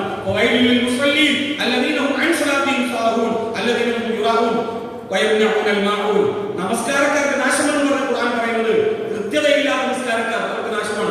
ഉണ്ടെങ്കിൽ അസറില്ല, അസറുണ്ടെങ്കിൽ മഗ്‌രിബില്ല, തോന്നുമ്പോൾ നമസ്കരിക്കുന്നവന്റെ നമസ്കാരം നാശമാണ്. അവ മറ്റുള്ളവരെ കാണിക്കാൻ വേണ്ടിയാണ് നമസ്കരിക്കുന്നത്. അതുപോലെ നയാ പൈസയുടെ ഉപയോഗം അവനെ കൊണ്ട് നാട്ടുകാർക്കില്ലെങ്കിൽ അങ്ങനെയുള്ള നമസ്കാരക്കാർക്കും നാശം തന്നെ ഉണ്ടാവൂ. നമസ്കരിക്കുന്ന വിശ്വാസിയുടെ ഗുണമേന്മ നാട്ടുകാർക്ക് നന്മ ചെയ്യാനുള്ളതാണ്. ഇങ്ങനെയുള്ള ഒരു സമഗ്രമായ സമ്പൂർണ്ണമായ ഒരു ജീവിതമാണ് റസൂൽ സല്ലല്ലാഹു അലൈഹി വസല്ലം തങ്ങളിലൂടെ അല്ലാഹു സുബ്ഹാനഹു വ തആല നമ്മളെ പഠിപ്പിച്ച ഇസ്ലാം എന്ന് പറയുന്നത്. ഈ ഇസ്ലാമിൻ്റെതായ നിയമങ്ങളുണ്ട്, അനുഷ്ഠാനങ്ങളുണ്ട്, ഉപദേശങ്ങളുണ്ട്, നിർദ്ദേശങ്ങളുണ്ട്. അതിന്റെ മഹാത്മ്യം വിശുദ്ധ ഖുർആനും തിരുസുന്നത്തും നമ്മെ പഠിപ്പിക്കുന്നു. അതനുസരിച്ച് മുന്നോട്ട് പോകാൻ നമുക്ക് സാധിക്കണം. ഈ ഇസ്ലാമിനെ അന്തസ്സോടുകൂടി ആത്മാഭിമാനത്തോടുകൂടി കബി ആയോ ജവാന മുസ്ലിം തദബ്ബുർ ബി കിയാ തൂനെ വോ ക്യാ ഗർ ടൂട്ടാ തൂ ജിസ്കാ ഹേ ടൂട്ടാ ഹുവാ താരാ. നിങ്ങൾ ഒരുപാട് സാമ്പത്തികമായും സച്ചാകമിന്റെ നോക്കുന്ന ഒരുപാട് പിന്നിലാണെങ്കിലും നിങ്ങൾ മുസ്ലിങ്ങൾ പ്രോജ്വലിച്ചു നിന്നൊരു മാനമുണ്ട് എന്ന് പറഞ്ഞാൽ ചരിത്രത്തിൽ ഏറ്റവും ഉയർന്നു നിന്നവരാണ് ഈ മുസ്ലിം എന്ന് പറയുന്ന സമുദായം. അതിന്റെ കാരണം അല്ലാഹുവിനോടുള്ള ബന്ധമായിരുന്നു, റസൂലിനോടുള്ള ബന്ധമായിരുന്നു, സമൂഹത്തിൽ നടപ്പിലാക്കിയ നന്മകളാണ്.